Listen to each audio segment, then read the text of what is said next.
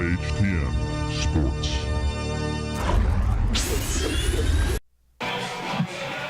Well, good evening, ladies and gentlemen. Welcome to Indian Hill Football 2022. My name's Tony Harris. I'll be shortly joined by Brian Shaw, one of my closest personal friends in the industry. We're ready for Indian Hill Football 2022. The Indian Hill Braves tonight play the Northwest Knights.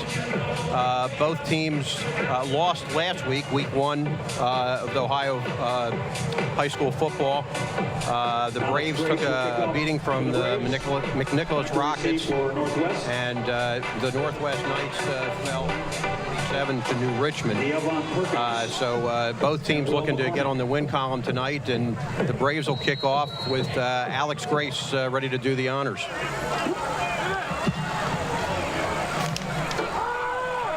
And a deep drive. We're going to hear that. Alex Grace is a tremendous kicker.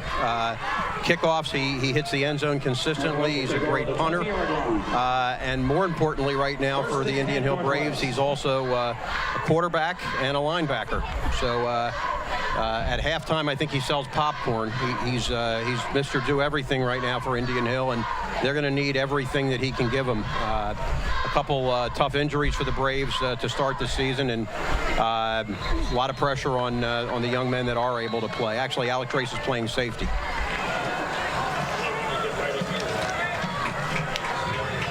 So Northwest, which is mostly a running team. Their leading runner, number 25, is Kingston Hill, just a sophomore, ran for 131 yards on last Friday night. And I'm sure we'll see a lot of Mr. Hill. And here's a run right away. And Kingston Hill fumbles. Up, there's a penalty on the.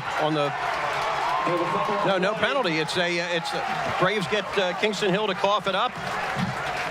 Braves recover, and the Braves will be in the red zone to start this game. Danny O'Brien, who is also a multifaceted player for the Braves in both punt returns, defense and offense, and Dan O'Brien comes up with the recovery. So the Braves will start first and 10 on their own 17 on the Northwest 17 on their first offensive series.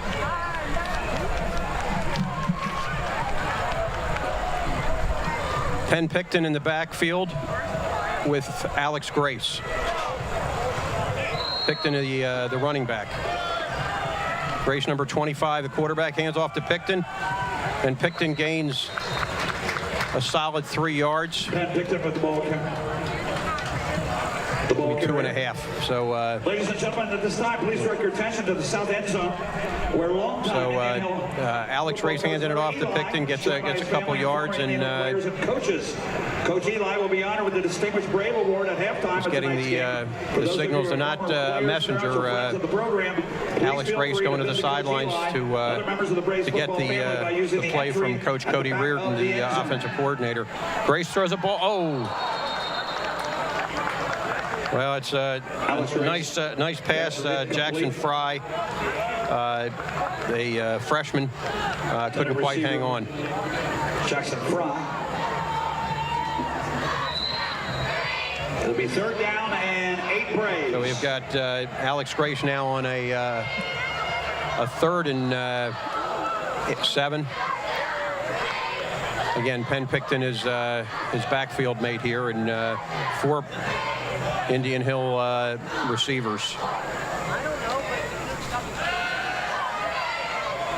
It's going to C.J. Hayden, but it's tipped and falls incomplete, and the Braves are going to go for a field goal. Grace stays on the field. As I mentioned, he's the field goal kicker, he's the punter, he's the quarterback, he's this free safety.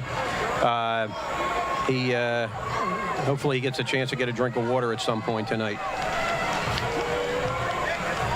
Noah Frazier, who quarterbacked the junior varsity last year, is the holder, number 3. The diminutive Noah Frazier. And it's good. Alex Grace, field goal attempt. Frazier gets the ball down. Grace kicks it through, and the Braves take a quick 3-0 lead. 6 left to go in the first quarter.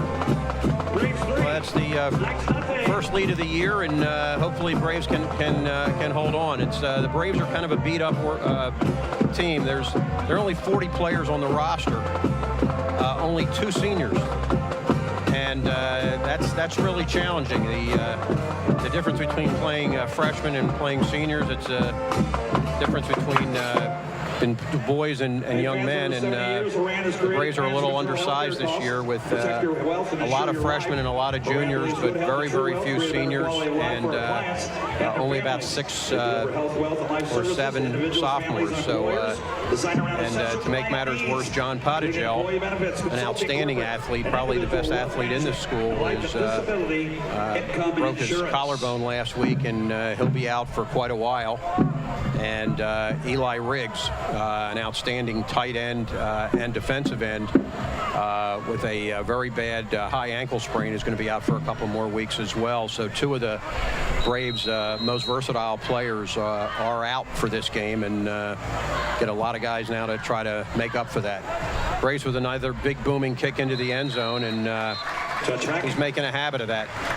Alex Grace, just a junior, 6'4", 180 he's listed as. He also is a fine basketball player.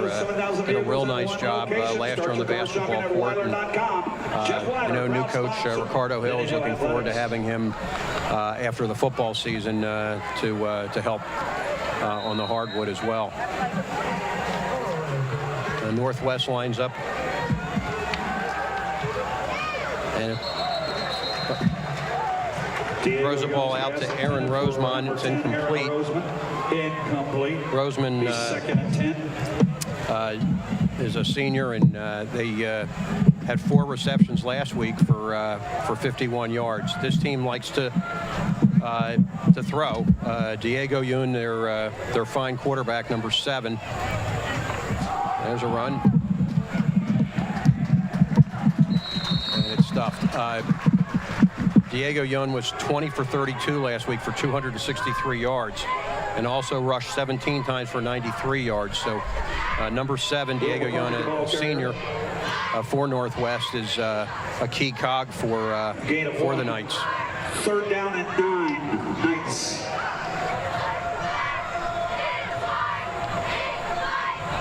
Yun takes the ball, and he's going to run. Braves chasing him. He's going to let it go. Wide open. Wide open. De'Avion Perkins. Pass is complete to number 1. De'Avion Perkins. De'Avion Perkins was first team All-League last year. He's a senior this year. He had 3 receptions for 32 last week, and boy, that's a big one. About a 40-yard gain here for the first positive play here for Northwest.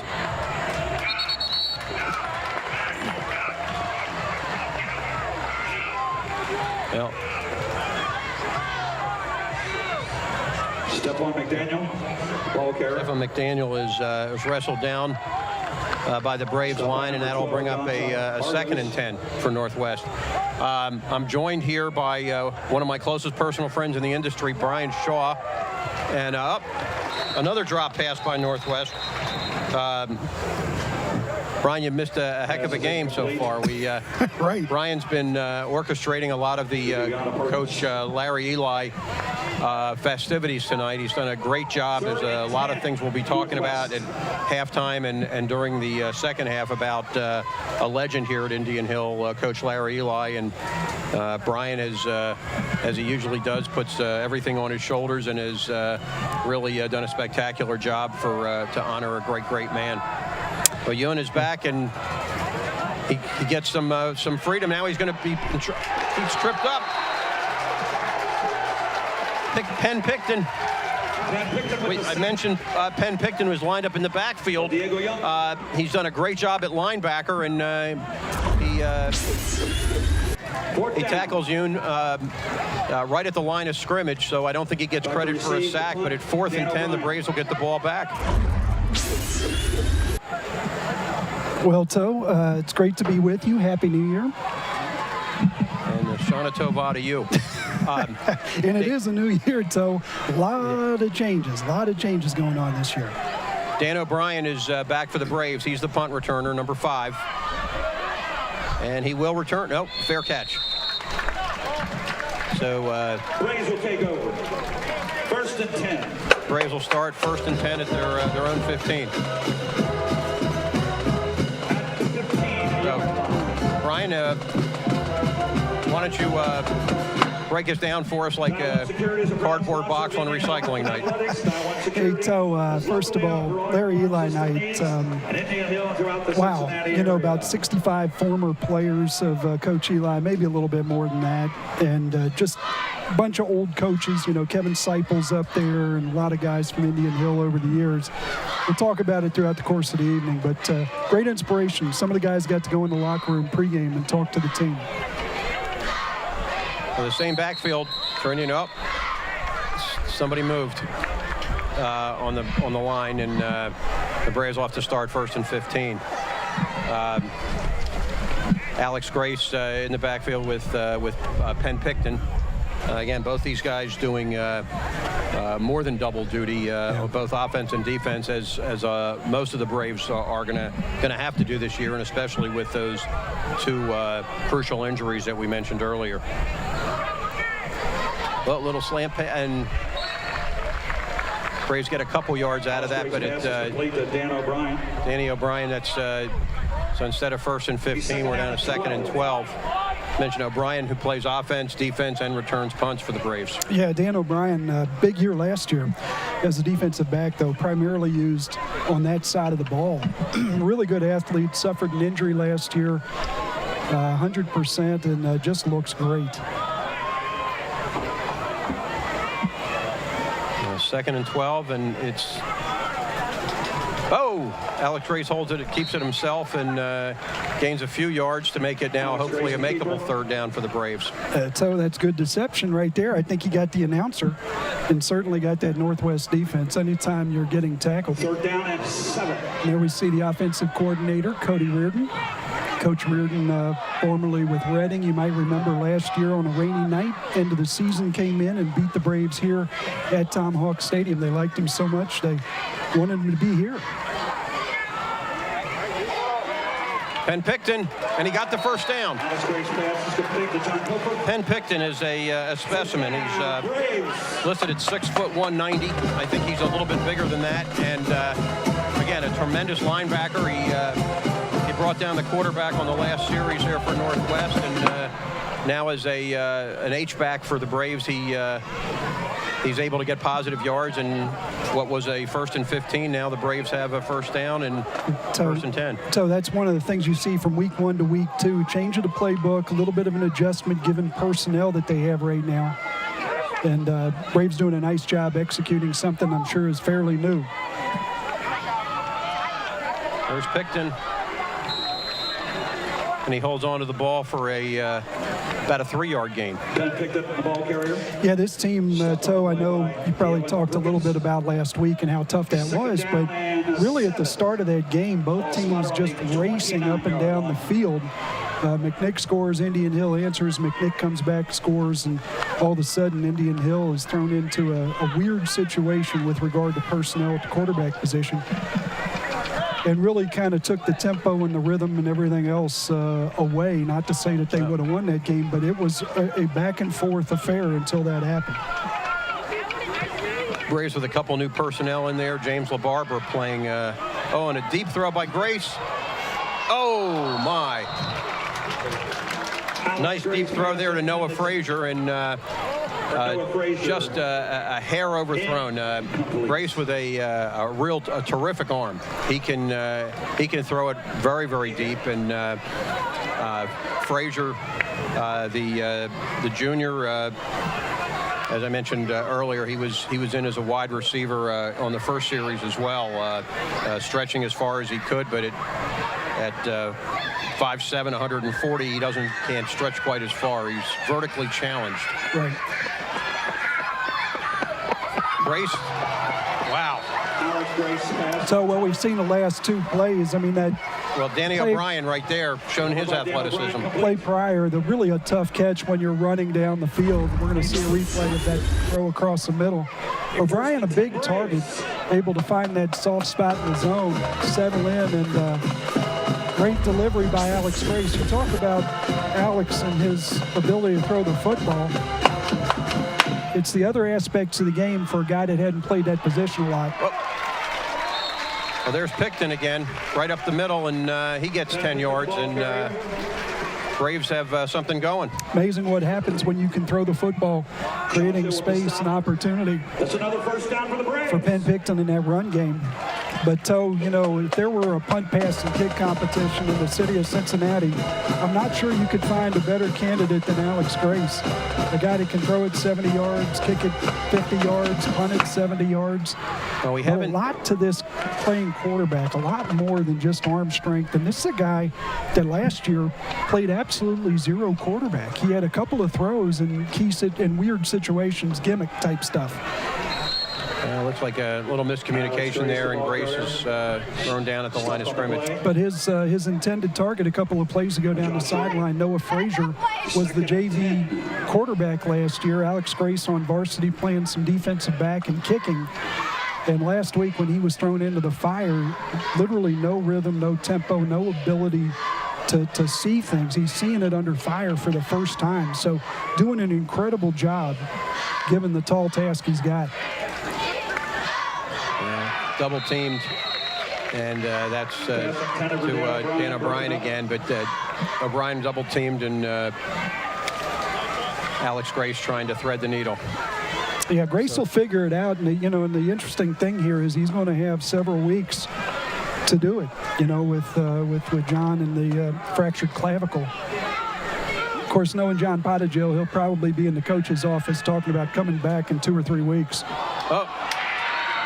And the ball goes in and out of the hands of C.J. Hayden, and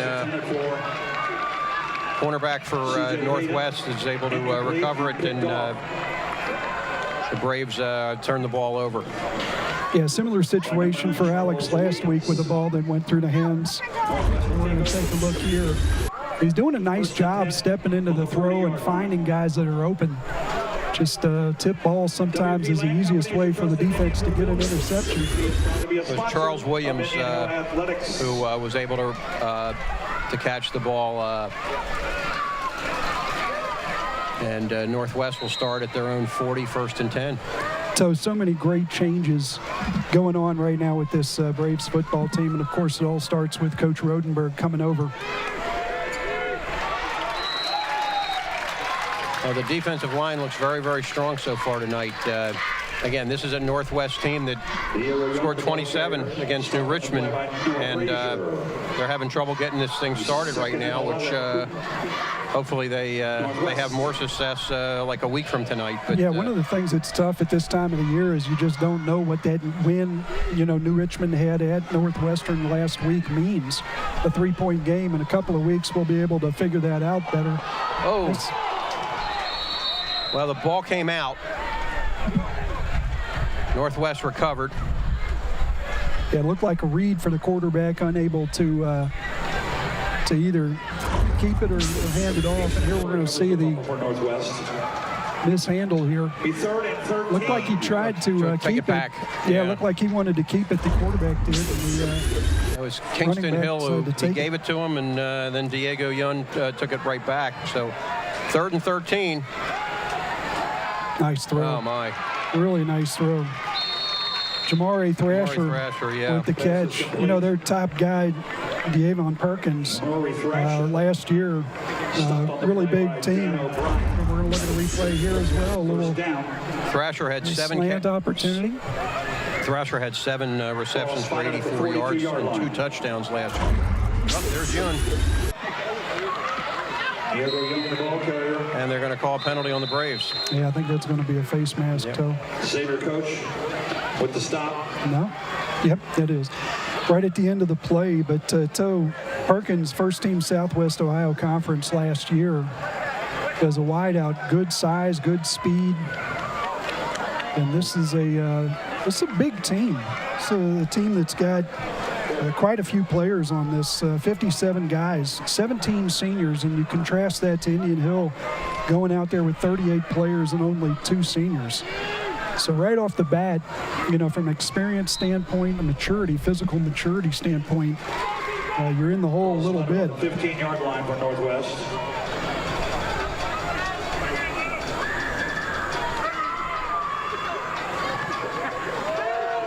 Stefan McDaniel. So I know one thing they're concerned about this week with Northwest is Young and his ability to run the football, and then to escape. If they can contain, I think this Indian Hill team feels like they have a chance to be more successful. I mentioned last week, Young threw for 263 yards and rushed for 93. And here he goes again, scrambling, and he's taken off. And there's a holding call. Yeah, anytime you're I'll help you out. Back and forth quite a bit right there. Number 53 on the offense, holding.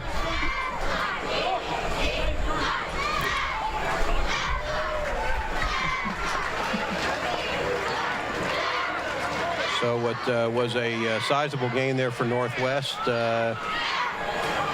Drops them back 10 yards, and a 2nd and 9 becomes a 2nd and 19. Oh, wait a minute. You're calling something on the Braves.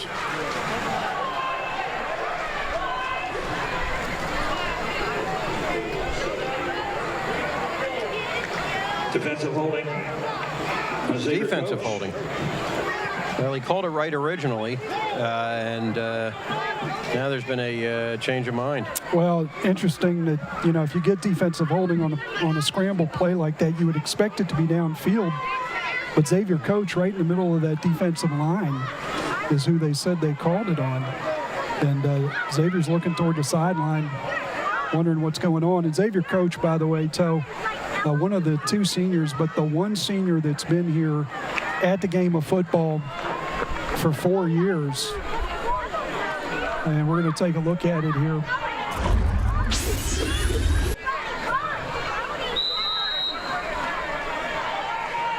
And I think Xavier, honestly, I think from an official standpoint, not letting that lead blocker get out, Xavier trying to hold him so his teammates would come up unobstructed and make a play.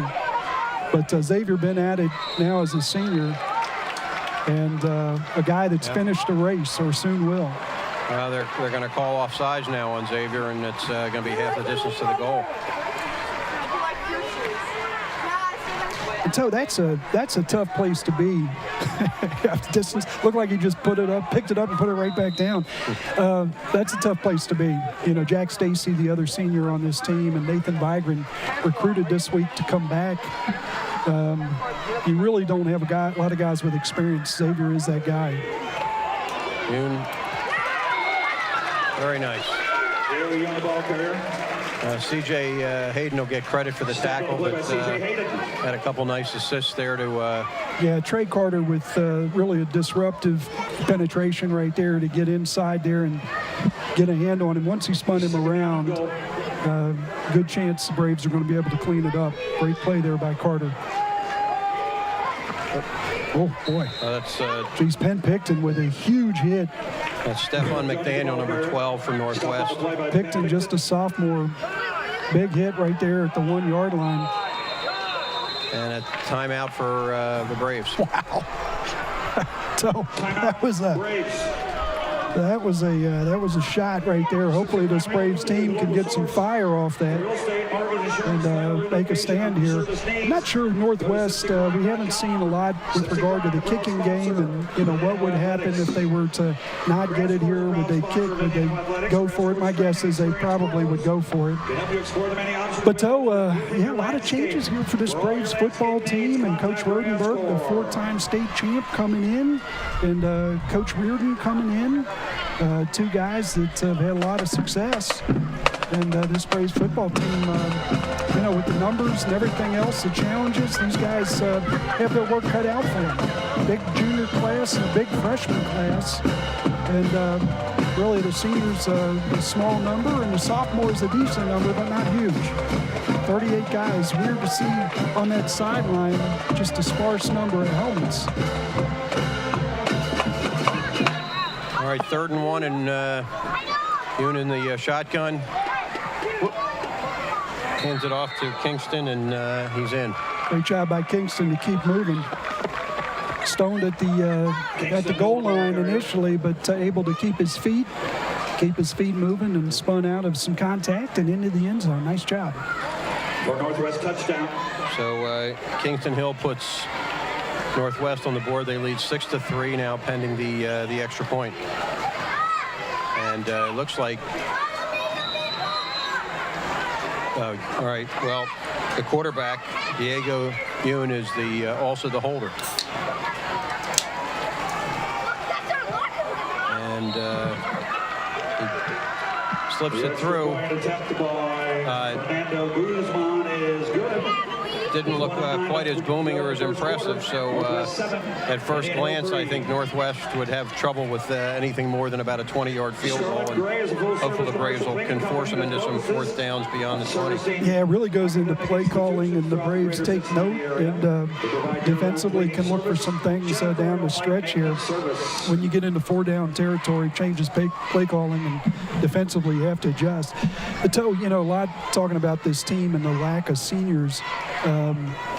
Really, it's even more than that. It's freshmen and sophomores in these line positions, where physical maturity and experience and guys playing together really comes into play. The skill position players, in large part, are juniors. Sophomores and juniors, some guys with some experience in the CHL. Not uncommon for sophomores to have really big years, and of course juniors and seniors even better. But freshmen in this game, you'd like to sprinkle some of them, and you'd like to not have them in the trenches. But they've got quite a few of them. And let me put it this way. They're not going to lose football games because of some of these guys. You're not going to lose a football game because of a Drew Rader being a freshman playing on your line. Drew Rader may be the strongest kid in that school, and he's doing a heck of a job. So that's not the issue. It's not a matter of talent or anything like that. It's just that it's tough, from a leadership standpoint. Short experience. kicks. It's Noah Frazier.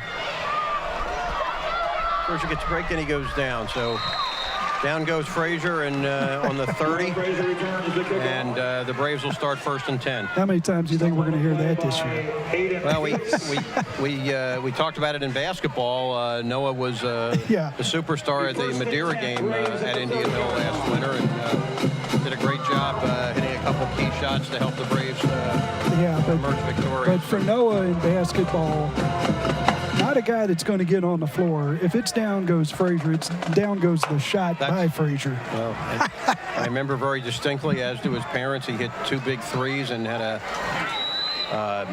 backdoor cut and scored 8 points in the last minute. Yeah, no doubt about it. Hands it off to, is that LaBarbera? No, it was Penn Picton. I'm sorry. It's Picton with a couple real tough yards. Gets hit pretty hard, and 2nd down and 7. Alex Grace looking for the play to be put in. So his Northwest team 3-7 a year ago. Of course, one of those 3 wins was against Indian Hill at their place in the 2nd week of the season. An even game through the first quarter, and then, Northwest jumped out by 14 in the first quarter, and even from there on. Boy. Northwest smells this one, and Picton is thrown for a loss. Yeah, T.J. Johnson, 6'2", 263-pound senior.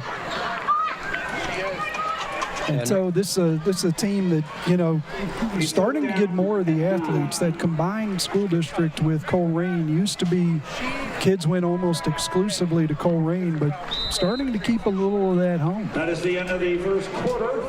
Northwest 7, Braves 3. That's the end of the first quarter. The Braves down 7-3, and let's hope for the second quarter here gives a little bit more lift in the step here for the Braves. Yeah. I mean, I think, all things considered, the youth of the team, what they're coming off of, the injuries, first quarter 7-3. I mean, last year, this is a Northwest team that outrushed Indian Hill, 364 yards to 134. So they obviously dominated the line of scrimmage.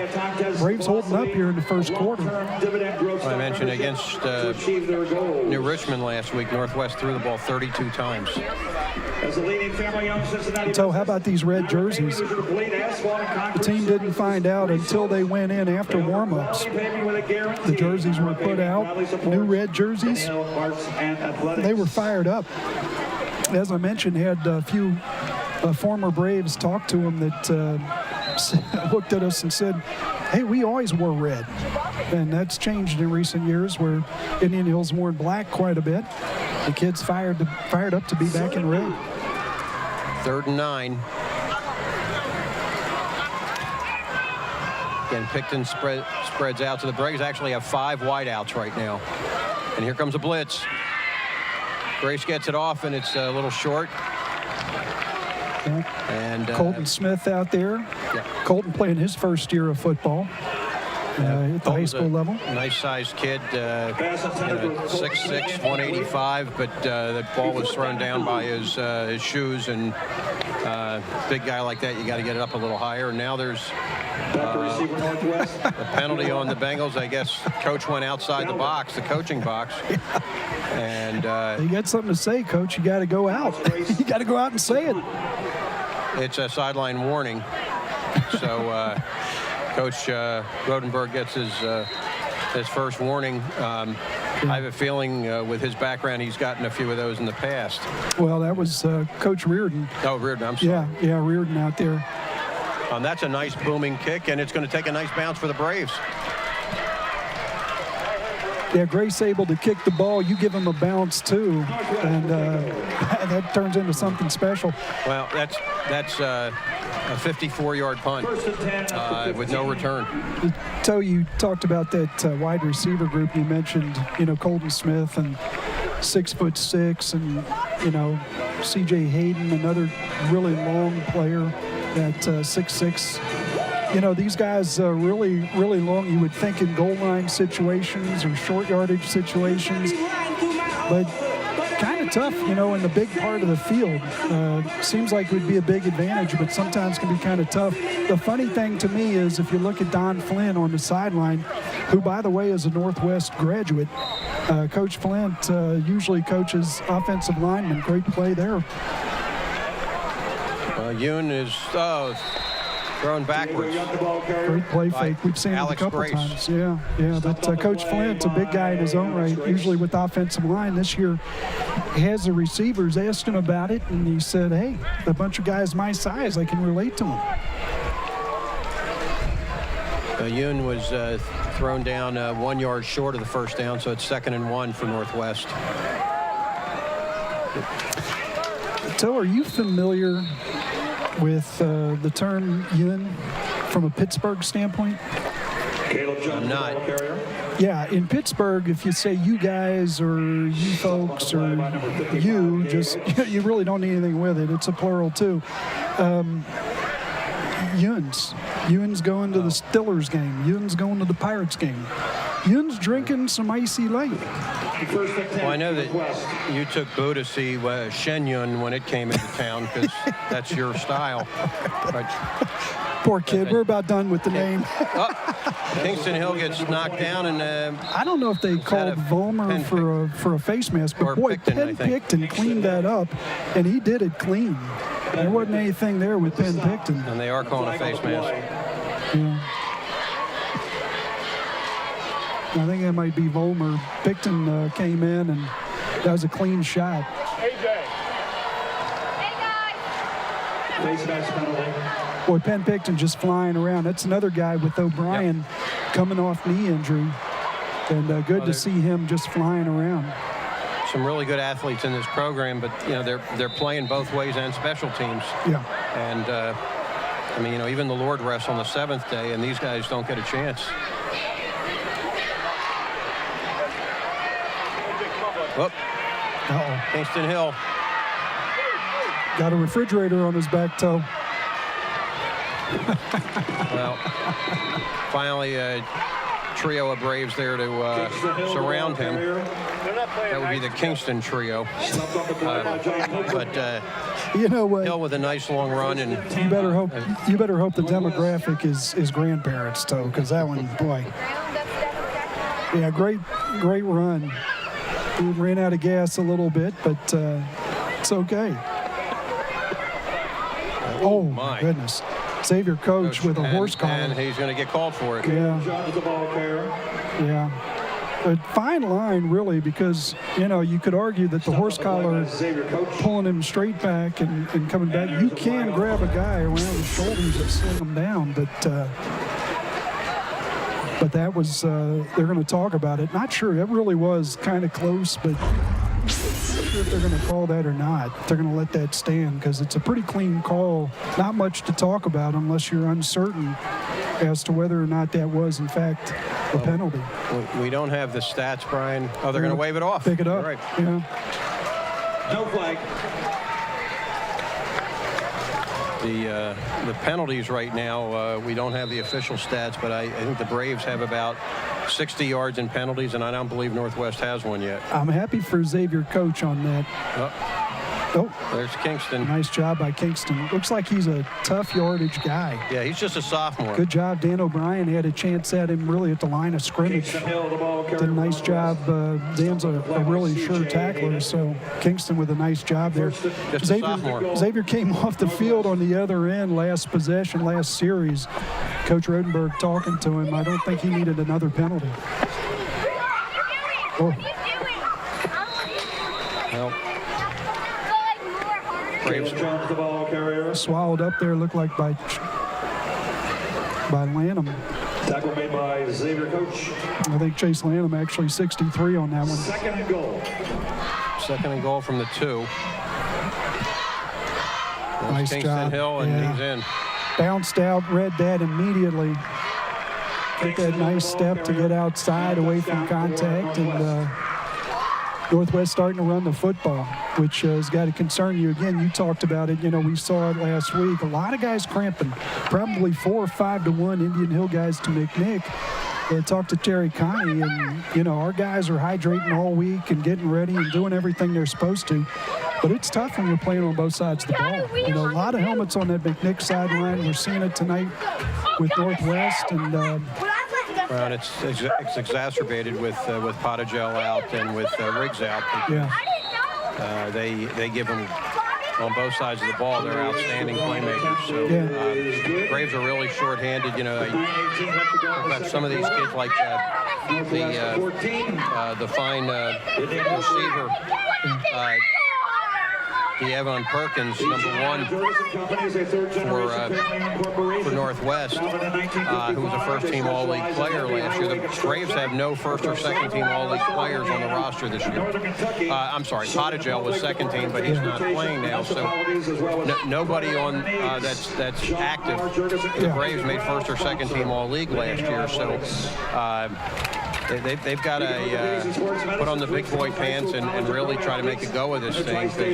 Got to have some new leaders emerge and some guys kind of carve out their own identity. Yeah, so if you're going both ways and, key positions, tendency to wear down if that run game gets going, that's really the concern right now for these Braves. But this, this is a great year in the sense a lot of freshmen playing, really big minutes and a big number of plays. And when you look at this is the same team for the most part. I mean, there's some incoming 8th graders that are going to be really helpful to this program. But this year and next year, you're going to see basically the same guys. They're just going to be bigger and stronger and faster, and and they're going to also understand what this coaching staff is having them do. And the coaching staff is going to be able to expand what they do. So good times coming for these Braves. Noah Frazier.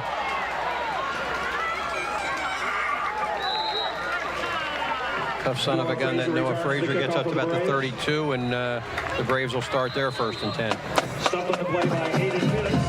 10. Yeah, Noah Frazier, one of the all-time great personalities of any kid you can coach here at Indian Hill.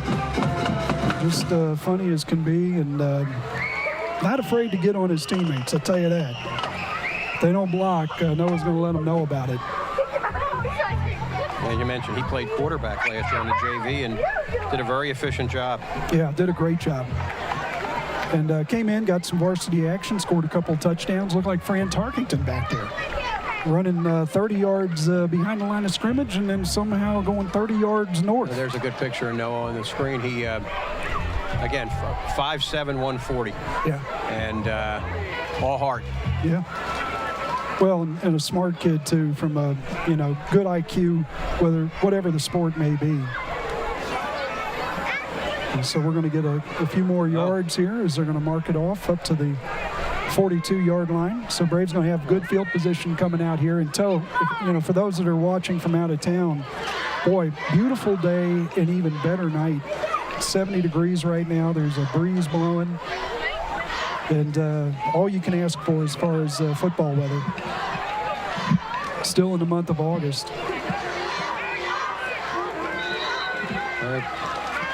Alex Grace with an empty backfield. And takes it himself up the middle, and a nice little gain, about 5 or 6 yards. So that's a nice start on first down. So you talked about, the injuries that they have and how that has impacted from week 1 to week 2, the play calls and what they're looking to do. And so great way to manage the game. Get 4 yards on first down out in the middle of the field before you start taking chances. And that's just a great play call to get Alex on the ground, get the juices flowing a little bit, get him hit. O'Brien flanked out here this side, but they give it to Picton.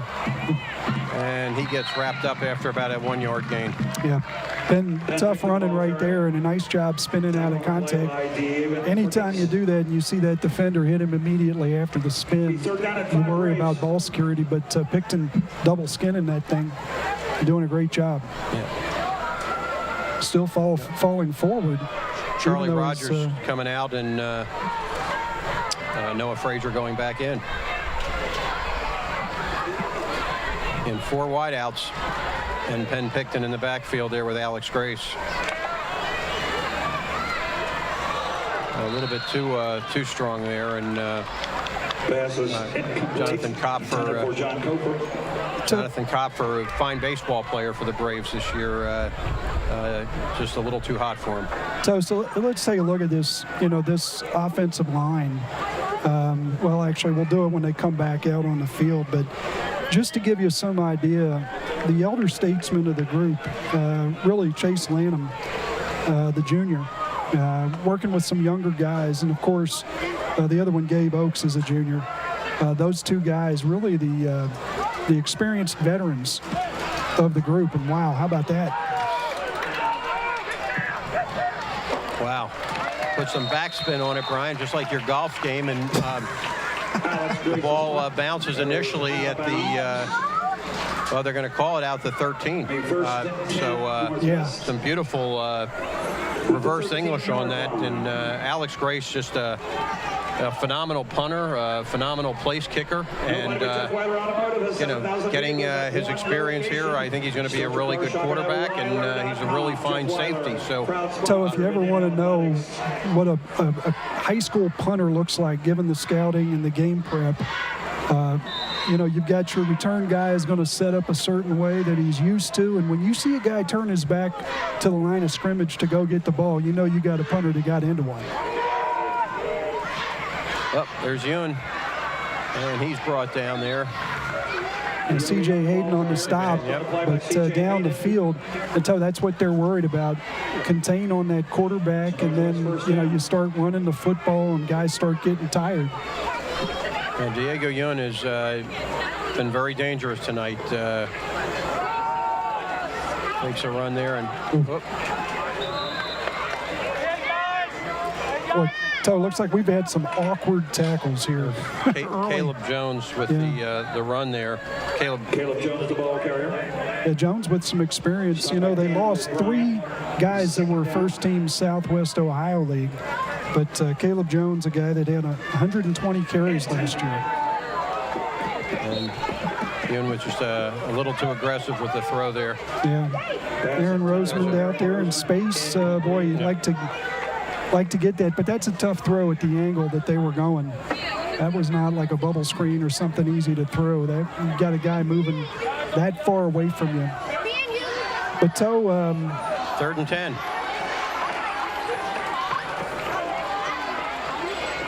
This Northwest team, an experienced front on this offense. 3rd and 10. It looks like a pass, and it is. Yoon, and he's going to get some running room, but he throws it deep. And it's off the hands there Yeah, of Caleb Jones. So the Braves will get the ball back. We'll get to see, is this the first punt for Northwest? Easy to talk about it up here, but Ewan with a lot of room right there. Kind of surprised he let that go. There's a penalty. Pass was incomplete and a flag on the play.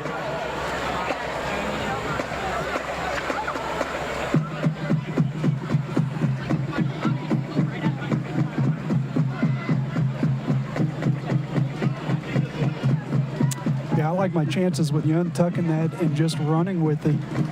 Very difficult throw and catch on the sideline. And looks like they're going to wave it off. It's the second one we've seen here in the last 5 minutes. You know what, Toe? I give them all the credit in the world. No, it was waved off. There's only one thing I think in officiating that you really don't want is somebody calling something they didn't really see. And hats off to this officiating group for not making two calls that should not have been made. That's really the one thing that drives people crazy.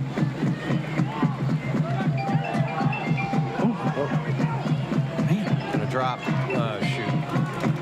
Daniel O'Brien decides to let it go and unfortunately takes a very friendly Northwest roll, and the Braves will start the drive on the 17-yard line on their own 17. Yeah, so looking at this Indian Hill offensive line, you got Grant Sapinski, a sophomore, number 62, out there.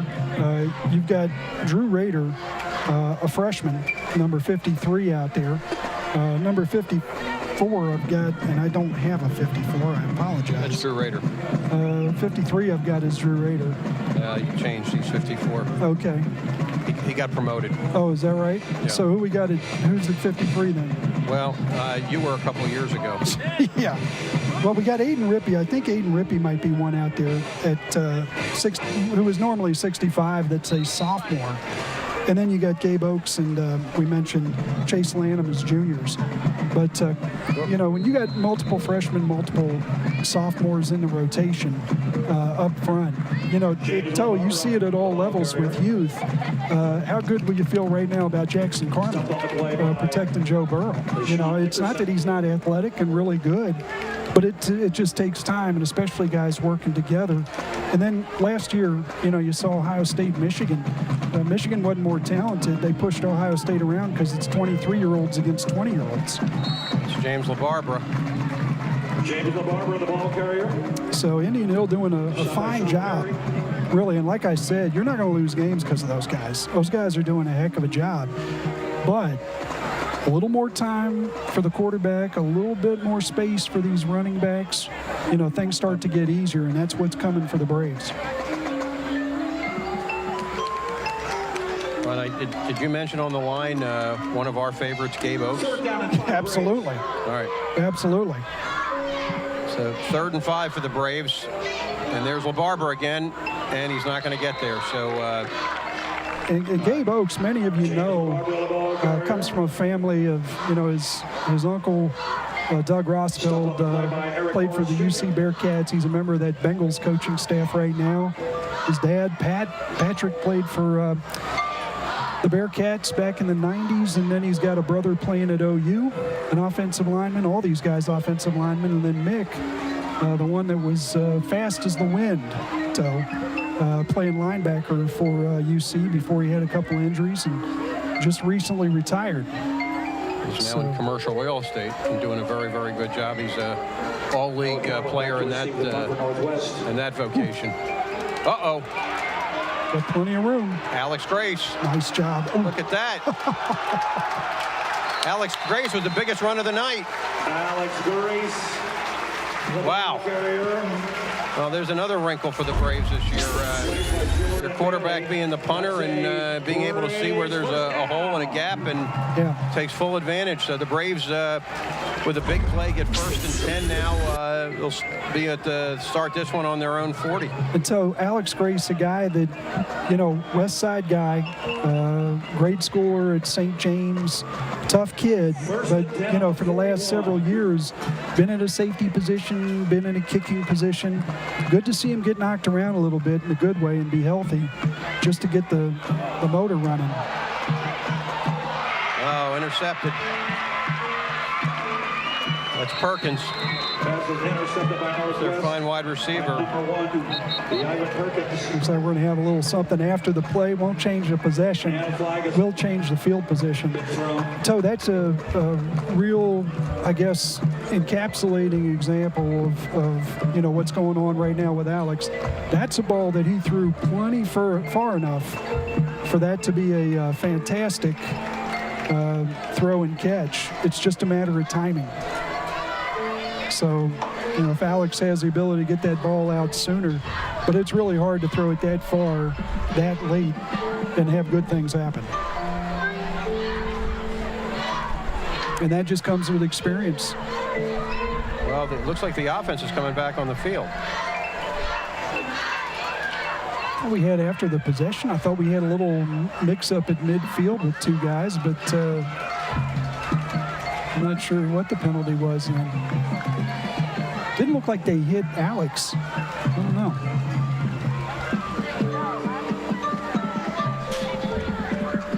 Braves going to have another shot here. Well, just over 4 minutes left.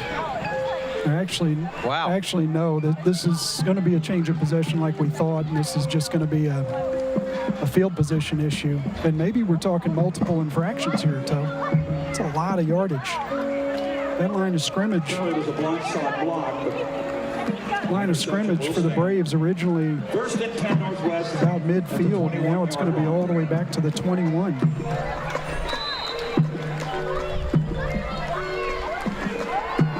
Yun. Too far. I love the little hitch fake. Yeah. I'm not sure that was consequential except for his throwing rhythm. Little error under that ball. Northwestern has themselves another score.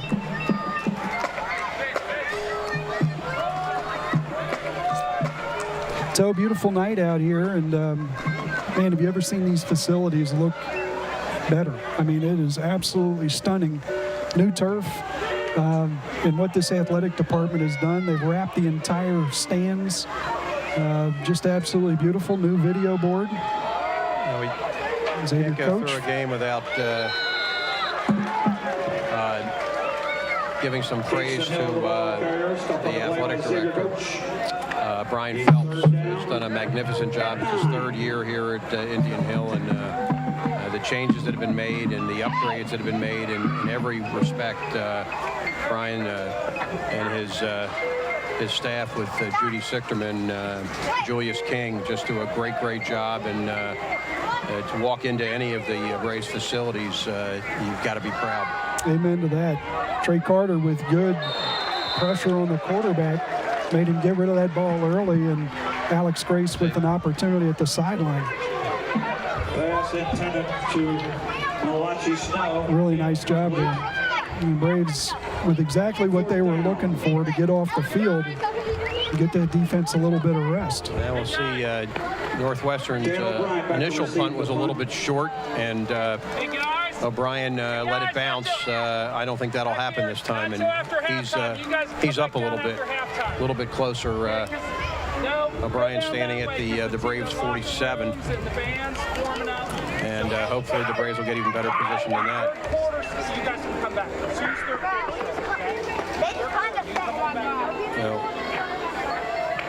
And it's a short punt. It's shanked, and it goes out of bounds. And the Braves will take over at the Northwest 45-yard line. So Braves start at their own 45, 3:09 left, and the Braves with 2 timeouts left. So hopefully time here to make a nice drive and hopefully put the ball in the end zone.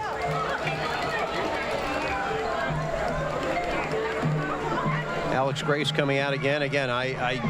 There aren't too many plays this entire game, offense, defense, or special teams, that he hasn't been on the field. I don't think there's been one, and here's one guy who's really looking forward to halftime. Speaking of halftime, Toe, we're going to have the band, we're going to have the cheerleaders, and then we're going to have Larry Eli and about there's a screen. 65 players. Penn Picton.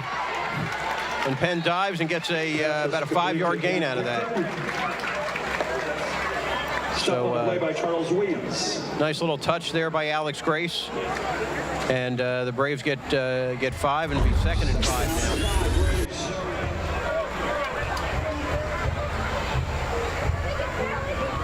Still waiting for the throw one to deep to C.J. Hayden. He's got a smaller guy on him, and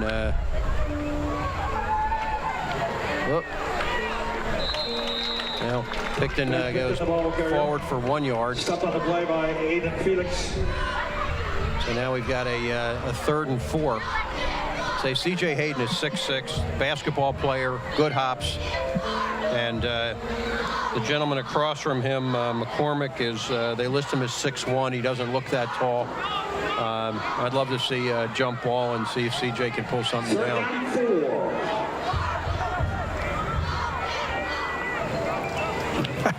Look over the sideline. Well, as Grace is going to get. Well, Toa looking over at that. Oh, now they're going to throw a flag and they're going to call it on Grace. And and some of the Northwest. Got coaches from both sides coming over to. Coach coming out to get his own player, which is important. Those Braves are taking exception and defending their quarterback. That's out of the coaching box, isn't it? Yeah, I'd love to see that, though, from the Braves offensive line to go out and protect their quarterback. Well, that was Chase Lanham, who was disciplining the Northwestern player and who took exception to it. But Chase Lanham, one of the leaders of this team. So we're going to have a heck of a conference here at midfield, and this is really consequential, Toe. Under 2 minutes, field position right now is everything. Braves with a chance to get more points on the board. Well, there are 4 handkerchiefs. 4 handkerchiefs on the field right now. So. And a hat. Yeah, it's when you run out of flags, you start throwing the hat. It's like going to Snooty Fox, isn't it? I mean, you got a lot of apparel. And Toe, you know, these. I mean, I'm with you, and I think a lot of the people watching are with you with regard to these wideouts, and you know the length of these wideouts. I will say when you got a lot of field to work with, you know, defensive backs being able to get underneath you and reroute you and jam you on the line, it's not always really easy. It's not even always an advantage. So the Braves doing the best they can right now. Plus you got a quarterback that's trying to make a long throw with a young line and inexperience in his own right. Now they're explaining things to Coach Rodenberg first, so that's positive. Speaking of Coach Rodenberg, I'd like to welcome Coach Rodenberg to Indian Hill. His wife Sue, and then Maria and Jimmy Rodenberg, the kids. Maria, a former volleyball player at Fordham, and Jimmy now the strength coach at Youngstown State, former Ashland Eagle, like our new basketball coach, Ricardo Hill. But Coach Rodenberg, a lot of time here, 29 years coaching, most of it here, a little bit in Indianapolis at a couple of schools, 4-time state champ. Couple times at Moeller, once at Covcath, and once, most recently, at Ron Colley over in Indianapolis. All those Catholic schools. And speaking of Catholic schools, Coach Rodenberg, a LaSalle grad back in 1982, and a number of great athletes coming through LaSalle. Coach Rodenberg, a player at Capital. And welcome to Indian Hill, and I know they were excited to get back from Indianapolis. Indianapolis, a great town in its own right, but if you're from Cincinnati and you just got all the friends and both sides of the family, just wonderful to get back here to Cincinnati, and I know that was a big draw for Coach Rodenberg. Well, we still have a lot of discussion going on.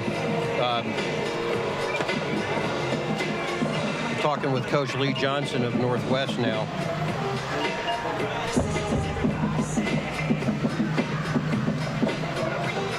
Yeah, Lee's been at Northwest since 2016. Comes in with a 22-38 record and has done a good job. I mean, he's, you know, kind of year to year who comes, who shows up.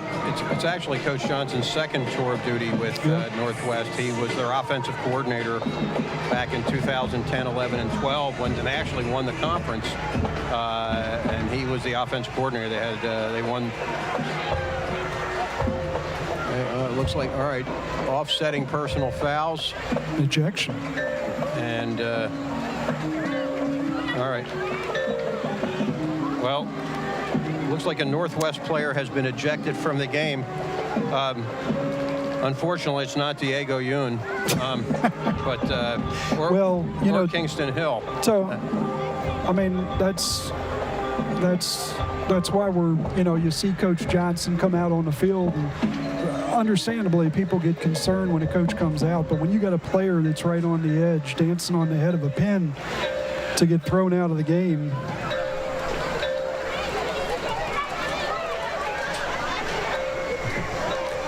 All right. So the net of it is we're going to have 15 yards for the Braves. Again, was just explained to us that it was offsetting personal fouls, penalties, and then the ejection there from the Northwest player. And so the Braves gained 15.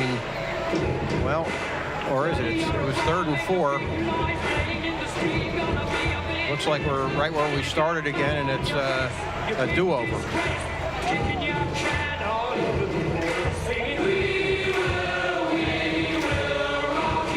Still says 3rd down. Is it changed to 4th now? It looks like it's 4th down.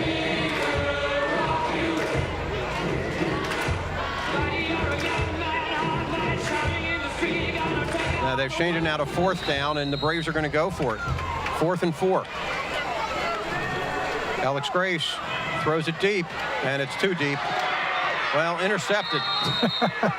Well, I tell you what, that's a fortunate interception, I guess, for the Braves in the sense that Will McCormick in celebrating. Obviously, if he had dropped it, it would have given him about an extra 30 yards. But Alex couldn't have dropped it any better than that with the foot, that's for sure. So Grace is going to bury it in the corner one way or the other. And not a bad idea, just put that ball up and see what happens. Of course, not worrying about stats and that kind of stuff. So Northwestern's going to have it back with a minute and a half or a little bit more. And all 3 of their timeouts remaining. Yeah, but 90 yards away. Braves got to stay solid. Just maintain your gap and contain that quarterback. Alex Grace back as the free safety.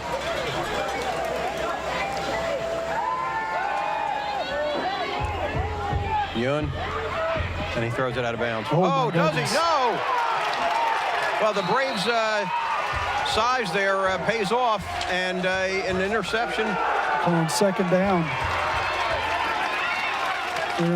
Looks like the official was calling 2nd down, although Wildman Walker calling an interception. We'll see what the official calls. The official gave it the ball to the Braves. Okay.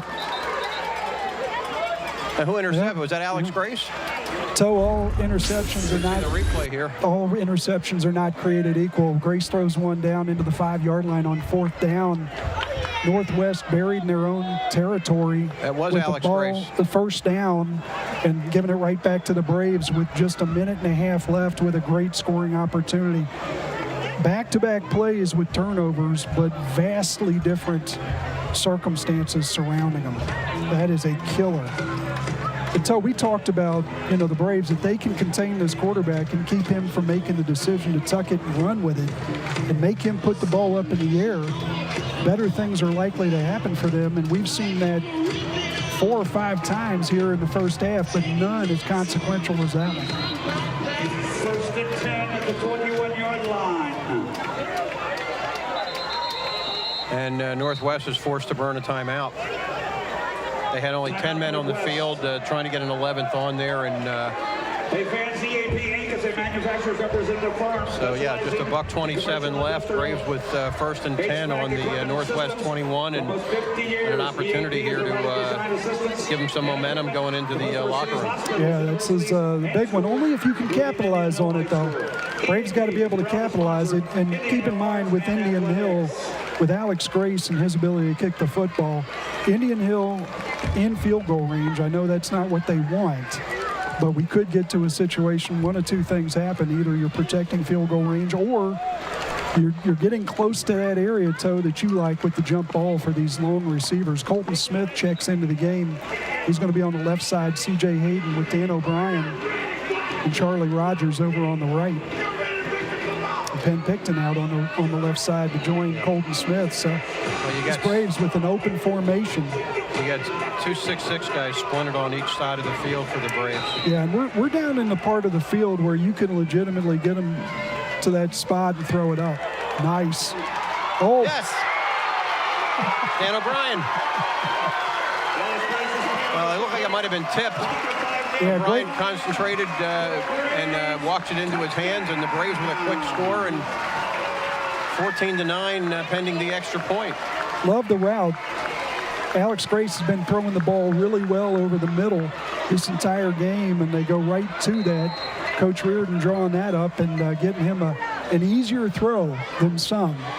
And Dan O'Brien with a nice job to hold on to that thing. I don't know if it was deflected or just a bobble, but Dan O'Brien with a great job to maintain concentration. Oh, there's offside. That's offsides. Now you take it half the distance. You want to go for 2? So how about that offensive line keeping him clean? Alex Grace tonight has been able to step into almost every throw. And that doesn't happen if those guys up front that we talked about aren't doing their job. And, you know, you give those guys 4 or 5 games, and I think you're going to see a group that plays really well together. They're well coached, and it's a group that, you know, a lot of guys that are football guys come from football families. And a big group, plenty big enough.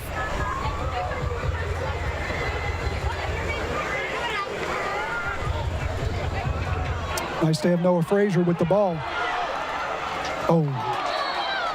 I'll tell you what, that's one thing about Noah holding. And, well, it was interesting. Northwest was offsides on the original kick, and the Braves refused the penalty. And I know there must be some logic to that, but on a situation like this, that would have made it a little bit easier to convert the 2. But so it really kind of illustrates. I mean, you think about, gosh, a couple of years ago where we had Luke Lundberg, and then last year with Alex, and the number of consecutive extra points. You know, we kind of come to take that for granted, the snap, the hold, the kick, and it's not easy. I mean, that's not an easy thing to do, and you know, we've kind of taken that for granted. Obviously, high snap there, but Braves do a good job to almost turn it into 2. So 14-9, the Braves trail with a $1:21 left until halftime.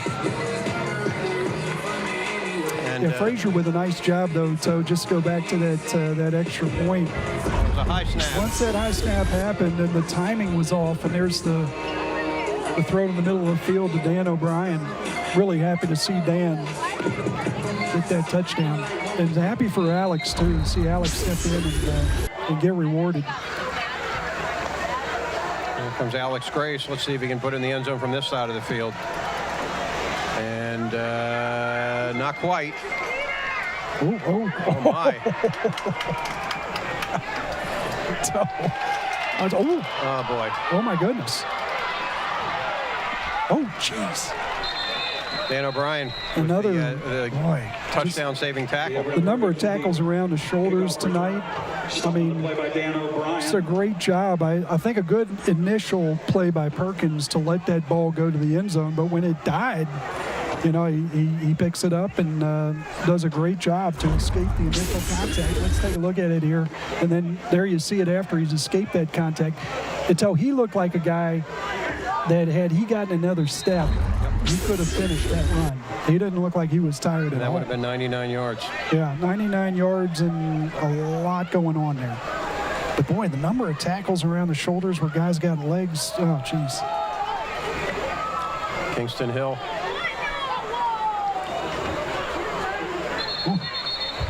Tell you what, these Northwest Knights showing some elusiveness here. Hill, the ball carrier, first out of bounds.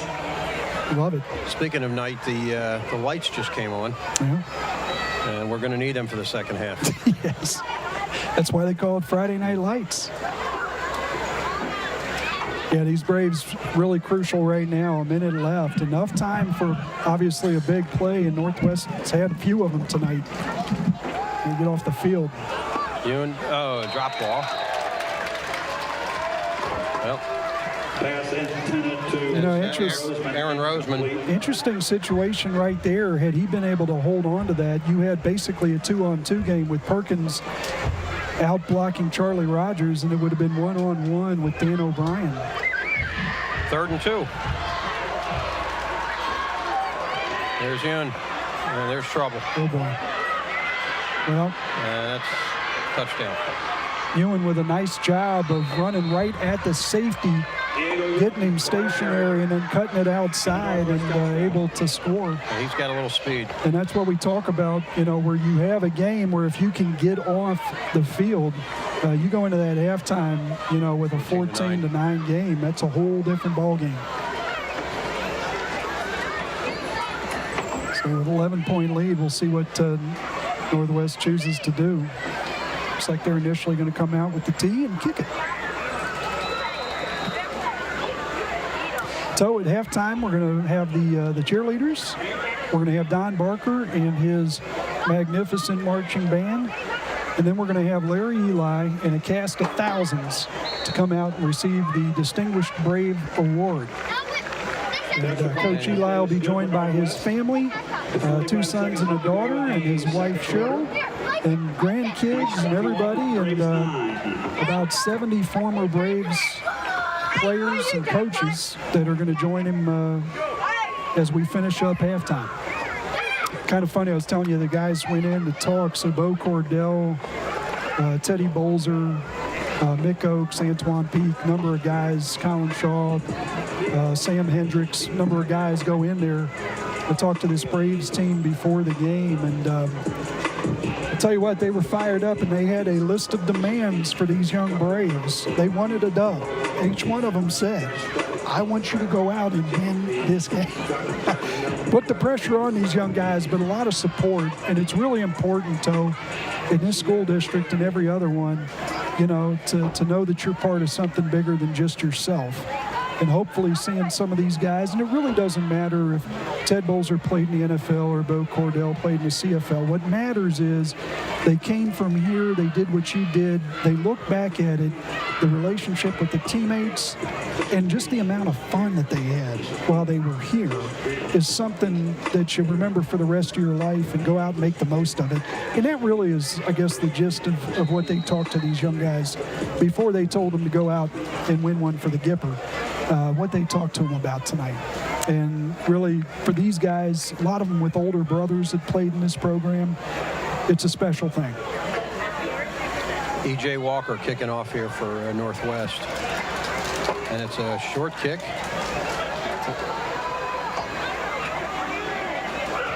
Noah Frazier gets upended there at the 36, and with 37 seconds left, the Braves take over.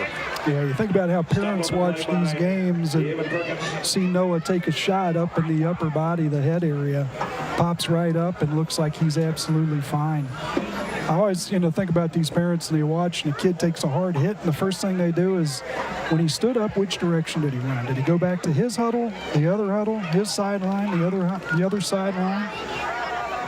Feel for these parents. They all eat about 20,000 calories after the game, both to celebrate the good work and also the health. And Noah Frazier getting a lot of action tonight. Hard-working young man. Well, he's just so versatile. He does so many things. Braves going to go deep here. Too deep.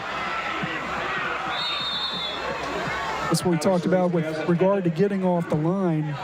You may be giving up 3 or 4 inches or more even as a DB, but if you can jam them on that line and turn your hips first and get out, got a chance to, specifically in a situation like this where you know what's coming. You know the Braves are going to try to get the ball down the field. I can see Penn Picton maybe you get something underneath and get some yards after catch. Just 30 seconds remaining. The Braves do have 2 timeouts remaining.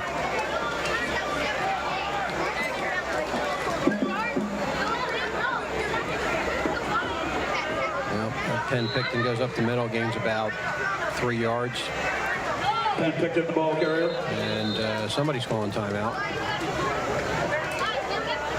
Looks like we got a cramp. Terry going to go out and Stop on the play. he's got a jar of pickle juice in one hand, and not sure who that. It looks like that might be Penn. Is that right? Maybe Penn Picton down there cramping. Penn, of course, playing both sides of the ball. Not a lot you can do. Even though we've only got 70 degrees, it's still a situation where the humidity level and everything else, and, you know.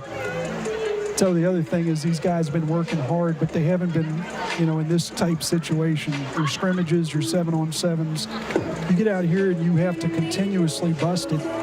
You're going to have that happen. And once it happens, it's not like you can hydrate your way out of it at this point.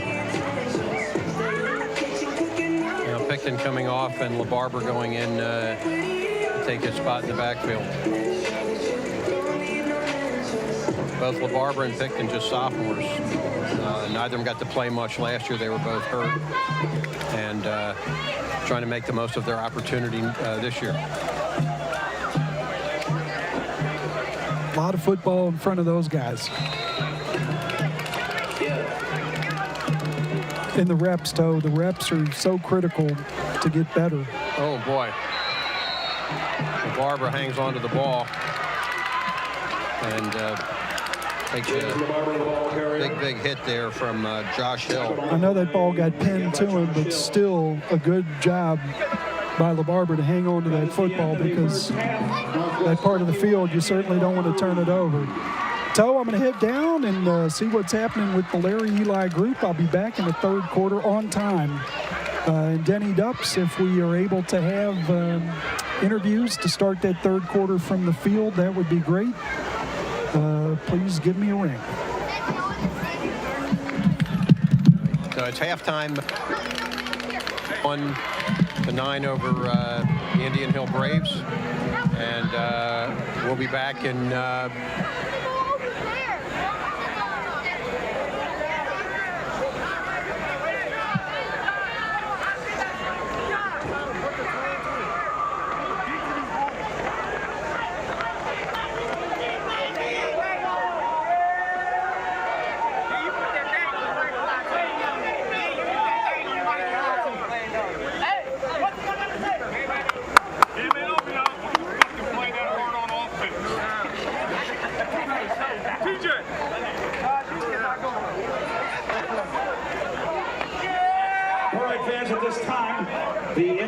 cheerleaders will take to the field here, led by their coach, Kristen Brewer.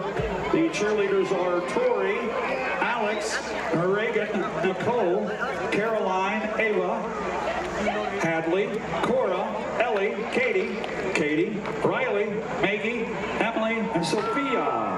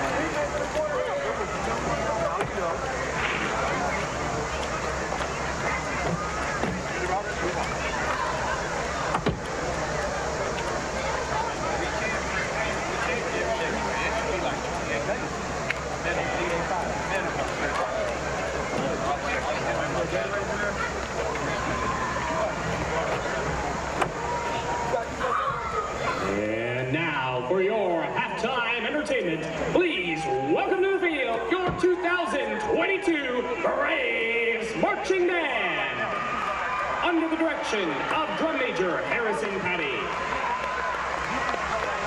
The Braves Marching Band will be performing their program, Ritual, featuring original music by Randall Stanbridge and The Rite of Spring by Igor Stravinsky. Drum Major, is your band ready?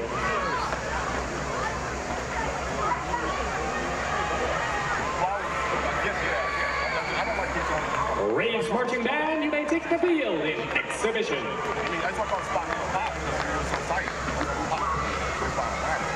And if he's playing off, man, looking at him,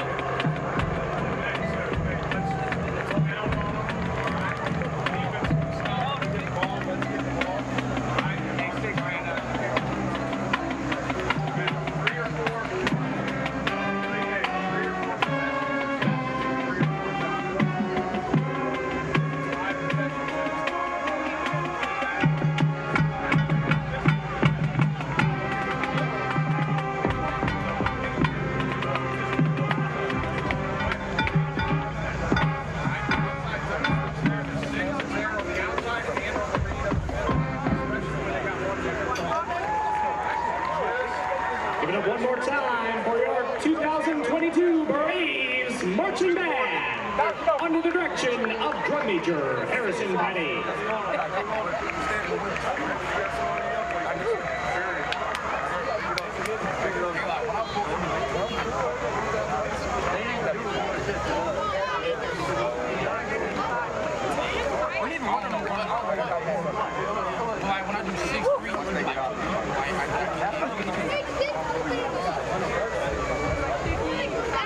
Ladies and gentlemen, at this time, please direct your attention to midfield as we welcome Indian Hill coaching legend Larry Eli, his wife Cheryl, daughter Dr. Erin Eli, class of 2000, her husband Nick and their daughters Emerson and Vera, son Trey, class of 97, his wife Allison and their son Owen, son Matt, class of 93, wife Kelly, their daughter Maggie, and sons Caleb, Ian, Nathan, Sam, and Tate.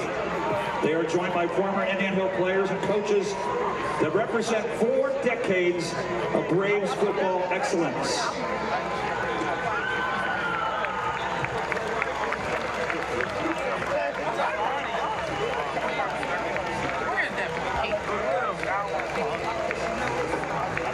Born at Hawkeye Hospital, Coach Eli attended hometown University of Iowa, where he was an all-10 Big Ten selection. As a captain, Coach Eli led the Hawkeyes through turbulent times in the late 60s. Drafted and coached by the great football legend Paul Brown and our Cincinnati Bengals, hooray!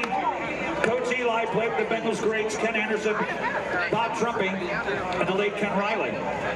Coach Eli also played in the Canadian Football League, the World Football League, and finally rejoined Coach Jack Pardee, a fellow Iowa native, with the Chicago Bears, where he started at middle linebacker and was teammates with the great Walter Payton. Thankfully, Coach Eli's wife is a Cincinnati native, so the Eli's settled here. Sons Matt and Trey play football at Indian Hill, and their dad lent his passion and expertise for the game and his love of people to our community. Coaching an estimated 800 games between the high school and middle school levels, Larry Eli touched the lives of hundreds of Indian Hill families. Coach Eli, thanks for you for what you've done. And now please welcome Indian Hill Athletic Director Brian Phelps as he presents Coach Eli with the Distinguished Brave Award.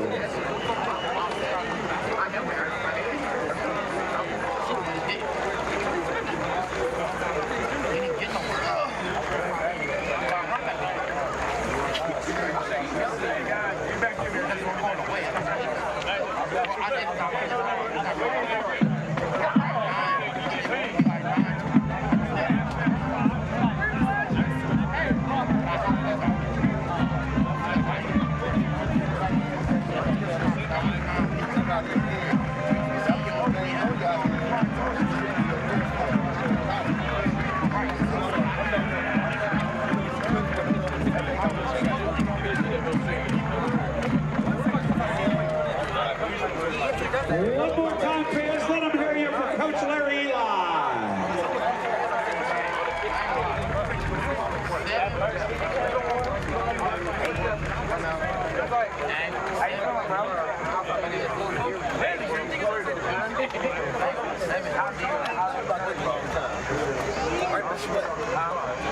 Like, that's what I ain't think about that.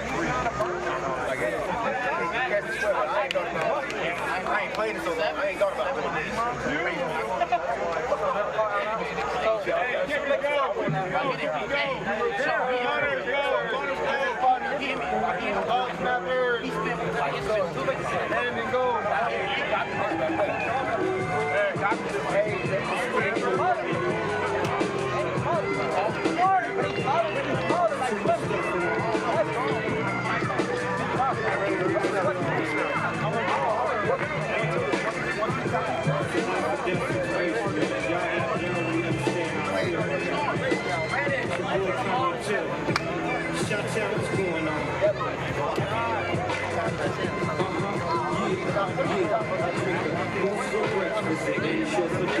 Somebody go and pancakes. I just got to see that right there could drive my same man busy. Not to worry, Mr. H, you didn't go back to this.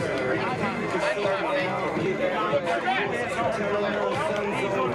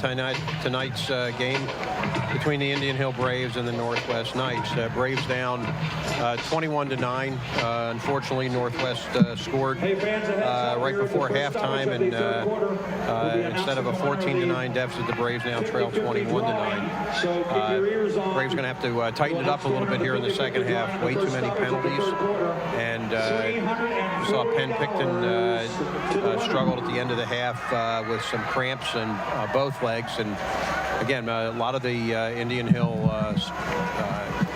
athletes having to play both ways, and even on special teams, and that's going to pay a toll. And while the weather's warm, and until Eli Riggs gets back, which will hopefully be in the next 3 weeks, and John Potagel, we're not sure quite when he'll be back. It may be 6 or 7 weeks. We need a lot of help, and a lot of guys need to contribute here. Brian's actually here with some.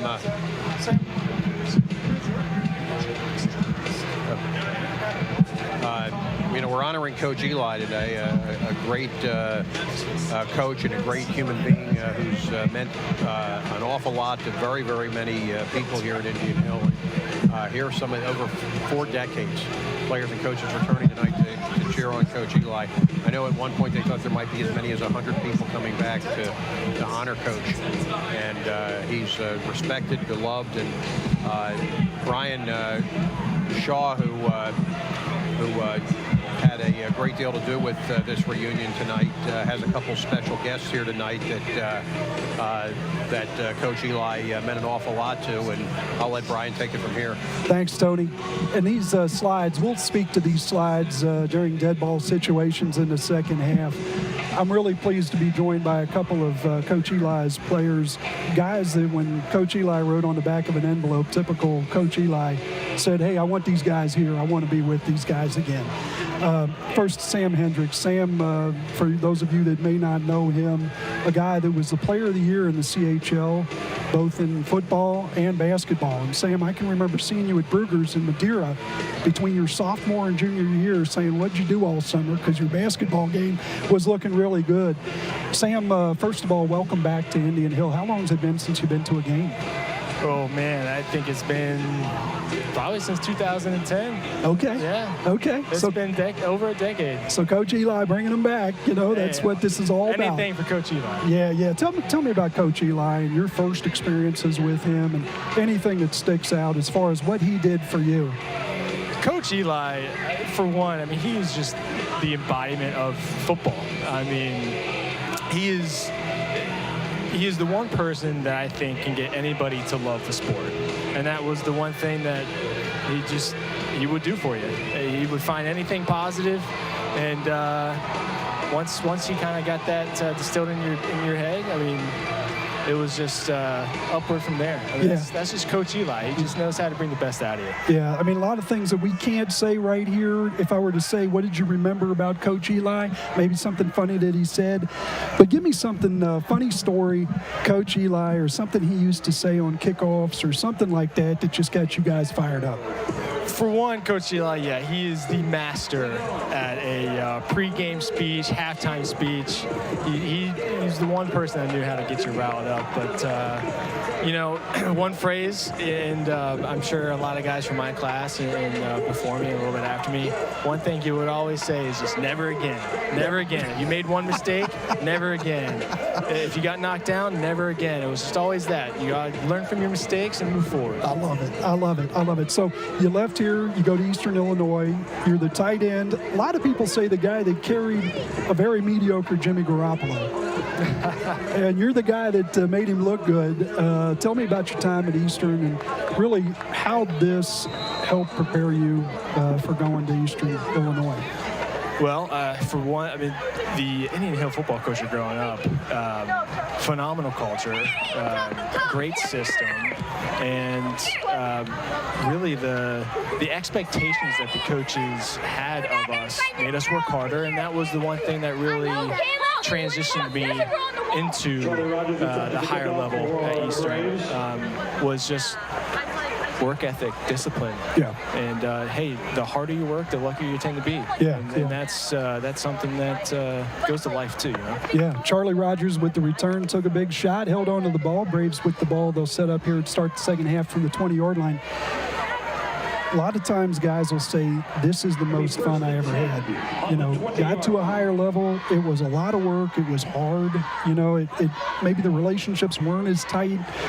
Talk about how this might be the most fun, regardless of what happens after this for these kids. This might be the most fun they ever had. And nothing matches Friday Night Lights. And I mean, even when you just say Friday Night Lights, it should just give you chills, without a doubt. Right. And yeah, harping on just the bonding that you have with your fellow classmates, fellow teammates.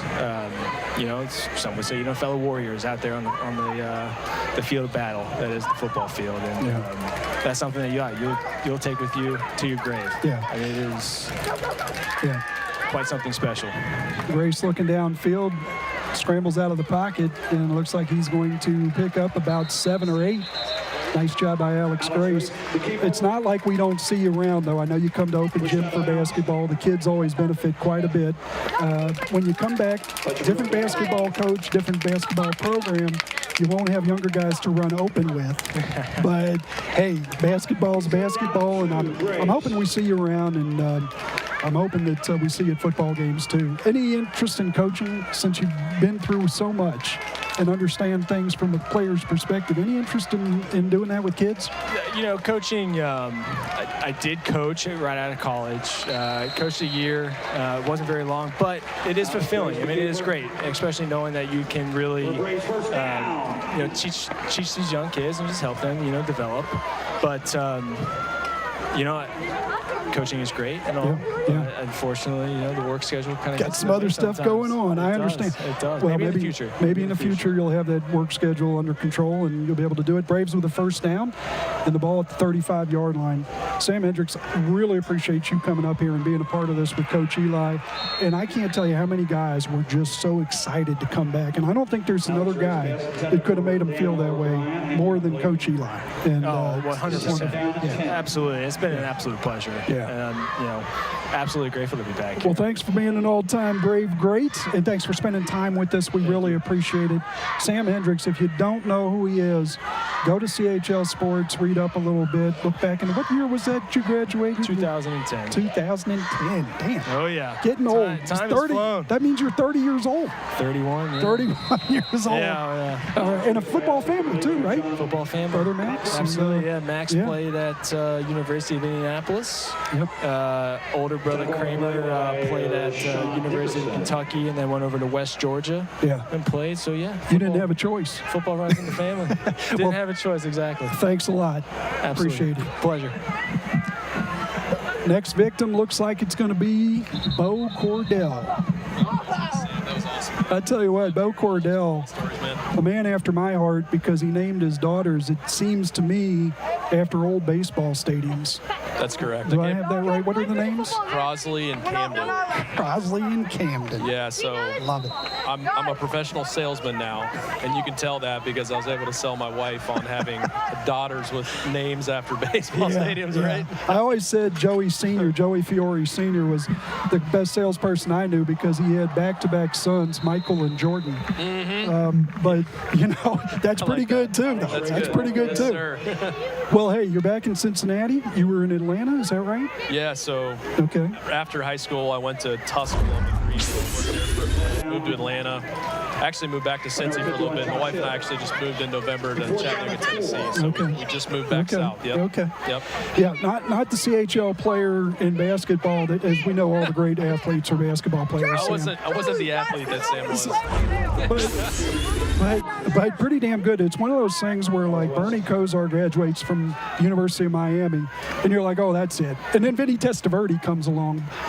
Michael Scherpenberg is here, and we're like, they can't get any better than that. Yep. And in a lot of respects, putting the ball in the money, the decisions, the location, the accuracy, unbelievable to see you two guys back to back. How helpful was that? I mean, did you guys overlap? Were you close enough where he was able to help you? So he was just old enough to where he was a senior, I was a freshman, so I didn't get to engage a ton with him. Yeah. But the time that I did get to engage with him, he did an absolutely tremendous job kind of coaching me up and getting me ready for that next year. I tried to do the same thing for Sam, although I'll tell you, Sam, from an attribute standpoint, is so much more athletic than me and can do so many things that I couldn't. And I don't know if you remember this, but my senior year, I actually got benched a couple times for Sam. And he came in, and we ended up winning the game because of it. So, yeah, we've had a pretty good quarterback run here. Northwestern will set up here with a first down from their own 26. And, boy, carrying that ball out like a loaf of bread. Yeah. Hey, knock that out. You know, just thinking about it, so you go, and I think a lot of people, you know, every time a high school kid is a terrific player, Yep. adults have all these, and other kids, everybody else in the world has all these expectations. Where are they going to go to school and all that stuff? Dealt with it with my son in basketball. Swarthmore. What the heck is Swarthmore? Tusculum. Tell me about going to Tusculum. Yeah. And I think the idea of, if I go down there, I'm going to play right away, I'm going to play a lot. I love the game of football. I'm going to compete, and I'm going to put up some giant numbers, which you did when you got there. Yeah, that was the idea around it. I also didn't have options. Didn't really have too many offers, and Tusculum was one that I ended up getting the best offer from, and really gained a good relationship with the OC. And people that don't know about Tusculum, we throw 50, 60 times a game. So for a quarterback coming from a similar system in high school, you're like, man, I want to do that. Right. I knew I had the opportunity to start early. Came in, competed, was able to do that. So yeah, really, I met my wife there. We have 2 kids now, so I feel like it worked out pretty well. I love it. I love it. The same thing. I met my wife in college, and I tell you what, it's probably the most meaningful thing I got out of college. Hey, just thinking about that, you go down there and you don't just throw it 50 times a game. You set records, not just school records. You set NCAA records as far as yardage in particular. And talk about just how fun it is to be in a system that works for you, to be someplace where they really want you, and just to be able to kind of self-actualize to the best of your ability. Because when you talk about limited options, not everybody's 6'3", 6'5", whatever the case may be. How important is that for these young kids and the parents of these young kids to go someplace where it just fits? So it's of the utmost importance. I was blessed to kind of have that opportunity in high school, playing with people like Ted Bolser, Cam Mears, Sam Hendricks, Nick Kariakis, and I saw a similar skill set in the people that I played college with. I'll tell you, I ended up playing in Canada for a short period of time, and it doesn't matter if you're D1, D2, D3, NAIA. If you're good enough, they'll find you. Right. So pick the place where you're going to have the best experience, have the opportunity to play quickest, and then you'll get those opportunities. Let's go. That's your quarterback. That's your quarterback, Alex Grace. So with the football and a nice return, Braves are going to have it inside the 20. Earlier in the second quarter, get an interception, touchdown pass, kick the field goal, back to back to back. That's what happened. Yeah. I was always say if there was a punt, pass, and kick in the city of Cincinnati, he can kick it from 50 yards. Well, he can put it in the end zone on the kickoff. He can punt it 70 yards. He can throw it 70 yards. But as you know, being a quarterback is a lot more about decisions and reps. And this is a guy that basically has not had reps since he was a grade school kid at St. James. Last year was up here at the varsity level as a kicker and a safety. Could have gotten some JV reps at quarterback, did not, and he's kind of thrown into the fire. Just a really good skill set. Well, he's done a tremendous job. I'll say from a decision-making standpoint, especially in like the second quarter, third quarter, I feel like he's really stepped up. And I mean, he's got him in a position to drive here, score, put us right back in the game. So I feel like he could use his legs a little more. He's an athlete, but he can throw it too. Oh, catch the ball! What a play! and not he's got a good arm too. Yeah, he does have a good arm. Former baseball player, not that, like you, but not that you're like hating on him, but you're like, man, what I could have done with that 6'4". Yeah. Just kidding. That's right. But he has done really well. Hey, talk a lot about him over there. Tell me about you mentioned CFL. You go up to Montreal. Yeah. First of all, do you speak French? No. Which is funny because in Montreal, if you don't speak French, they hate you. Right. I don't speak French. I took a train from Toronto over to Montreal, spent a few days there, tried talking in French, and people just looked at me like, dude, just how about this? How about this? Oh, the jump throw. Touchdown. Oh, what a play. That's a Sam Hendricks-esque play right there, man. That was tremendous. If only had Teddy Bolser back there. Oh, my goodness. Wow. C.J. Hayden doing a nice job getting the ball, unable to get the feet in. I'm telling you, I'm not sure. Did we get the right call there? Looked like he might have been in. What a jump pass. Unbelievable. So assuming no replays in high school, right? Little Derek Jeter right there from the hole. Unbelievable. It looked like he had 2 feet in. All right, so speaking French aside, you get there. Yep. Tell me about being on the field and having Chad Johnson, Ocho Cinco. Was he there at the same time? He was, yeah. I actually got to throw to him a few times. And so people don't know this about Canada, but it's 12 on 12 versus 11 on 11. And I actually got to do an 8 on 8 and got to throw to him a couple times. Actually took him to McDonald's. People don't know this. He eats McDonald's like 3 times a day. Heck of an athlete. Dude, anything close to him, he caught it. Yeah. Well, that's got to be a thrill because you're a kid growing up, middle school, high school, you're watching him play, and next thing you know, you're throwing balls to him. That's got to be a highlight. It was awesome. Troy Smith was there at the time. Yeah, he was the starting quarterback. Colin Klein from Kansas State, Noel Devine, Marty Gilliard, big UC fan. So it was a great experience. I learned pretty quickly after the first couple of weeks. Professional football wasn't for me, but tough. I can always say I gave it a Absolutely. No. You did everything great. Indian Hill, proud of both of you guys. Really quick, a little bit about Coach Eli and something you might remember. And here you go. Did you ever line up and try to nail a 36-yarder? Absolutely not. Not an athlete like this guy. This is awesome. Drilled it. Got it. Yes. Good. Great Alex Grace, 36-yard field goal, and the Braves have cut the lead to 12. So, Bo, Larry Eli, tell me about the influence and if you got something funny or something that you'll remember from him that you can share. Because there's a lot that, you maybe not supposed to share. Yeah, so it's funny. I mean, exactly what Sam said. I mean, it's literally, he is the epitome of a football guy. I mean, if someone hated football, all you have to do is throw him in a room with Coach Eli for a couple minutes and they would love it. Yeah. He was a tremendous coach. He was a winner. I'll tell you, the funniest thing he ever did, he had a saying every time before a game. He would talk about just absolutely punishing the person in front of you. He'd say, you got to knock him on the butt, and then you got to help him back up. So he'd always talk about doing it with grace. So, I mean, he was the ultimate football guy. We won a ton of games with him in 7th and 8th grade, and I've actually worked with him still. He's my life insurance guy. Okay. So I still get to engage with him. Good. Anytime something big happens in my family life, he'll send me cookies. I don't know if you knew this. Yeah. Loves baking cookies. I've taken a few boxes of cookies over to my son. And, raisins are amazing. Yes, so, great guy, great family. We're just blessed to have him here. A Renaissance man, a son of a physician, a guy that cooks, a guy that used to make you guys breakfast. A guy that gardens. I don't know if you know about his flower gardens. I've heard about it, it's unbelievable.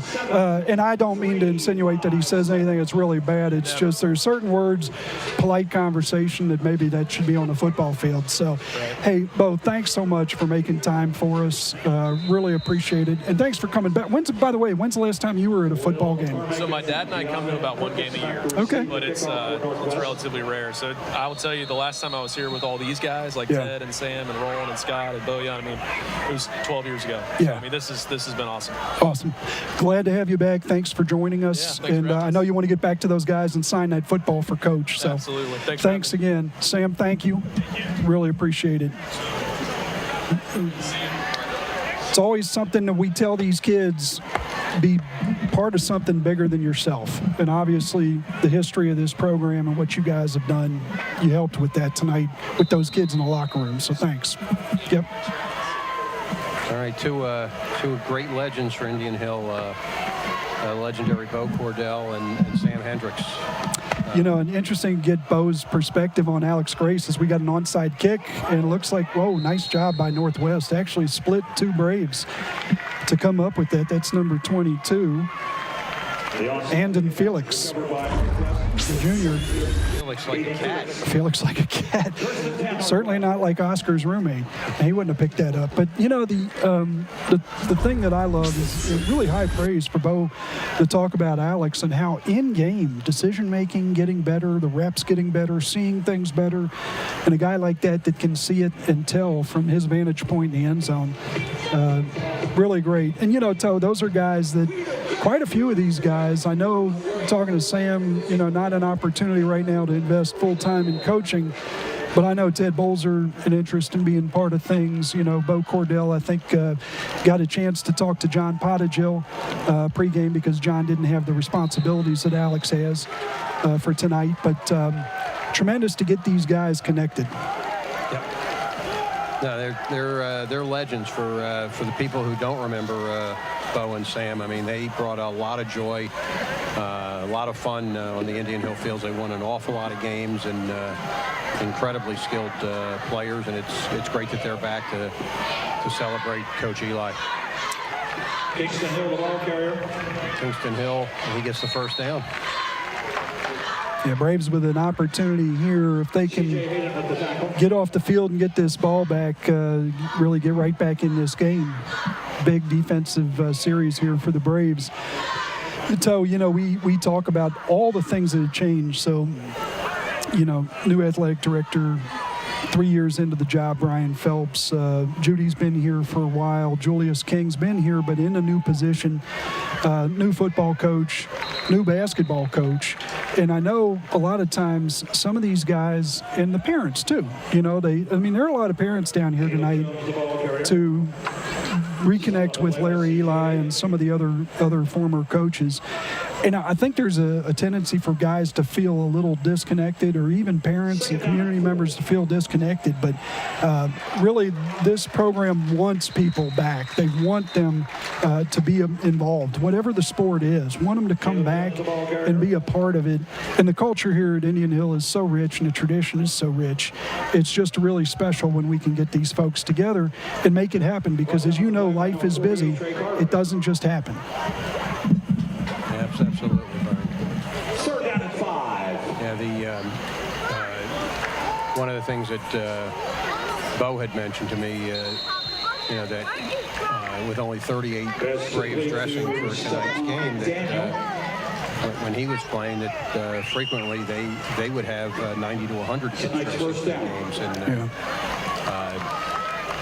you know,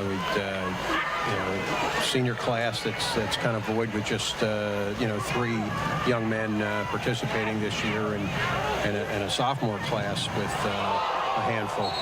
Yeah. Had snapped there, and Young recovers at about 5 yards behind the line of scrimmage. And you need to have numbers. We see a lot of cramping tonight for the Braves, and a relatively warm night, and again, most of these better athletes having to play offense, defense, and special teams. So, anyway, but the Braves back in the game. 5 minutes left and down just 9. A stop here would certainly be welcomed. And throws the ball a little short, and it drops. It hits the ground, and that'll bring up 4th and 16. It'll be an interesting call here for Northwest. Their place kicker did not look that strong. I don't think he can hit 33, 34 yards out, and I believe Northwest will be going for it.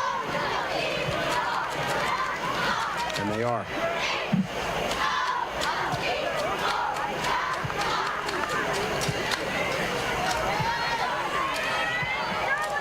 And 3rd and 16, certainly a passing down, and here goes Yoon. Scrambling around. And now he's got some room. And he tosses it deep into the end zone and out of play. Alex Grace with a little bit of a push there, but the ball was uncatchable. And the Braves will take over on downs.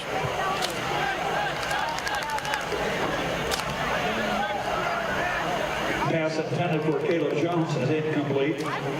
It'll be 4th down. Oh, I'm sorry. I thought that was 4th down. The scoreboard threw me, and so now it's 4th down. That was just 3rd and 16. Now it is 4th and 16. And again with a pass, and not a lot of pressure on him. Here it comes, and he's going to run, and he's got a lot of room. And he gets a 1st down and then some, and all the way down to the Indian Hill 5. Diego Young, and the ball carrier. Young has, I would say, well over 100 yards rushing already today. He's really been very, very difficult. I mentioned last week he had 93 yards rushing and 263 passing. If the Braves don't put a stop to this soon, it might be a reverse of that tonight. Pass it to Kingston. Hill, and he is stopped just shy of the end zone. And so this, where what we talked about earlier with field goal kicking comes into play. If the Braves are able to keep him out of the end zone here, it's probably 4-down territory, and if it isn't, Braves got a good chance of coming away with no score. They just went for it on 4th down on the 25 and got a first down, and Braves are really going to have to pin their ears back and come after this guy.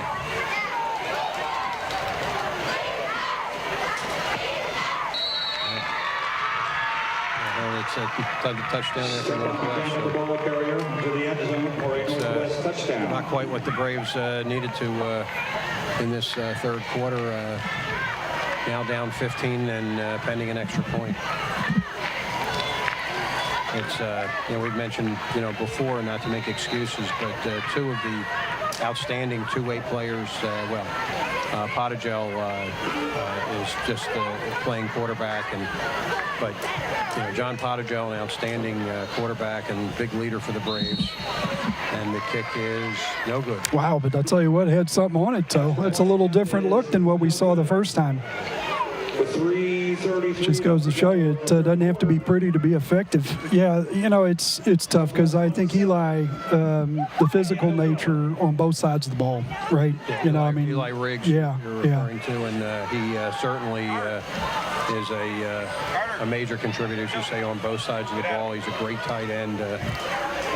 We call him Baby Gronk, and as a defensive end linebacker, he's outstanding. Well, we have another celebrity, former Indian Hill great. It doesn't get any bigger than this. Has just walked in, and we'll let Brian take over the festivities. I tell you what, this is a guy I'm proud to say I had in 3 sports.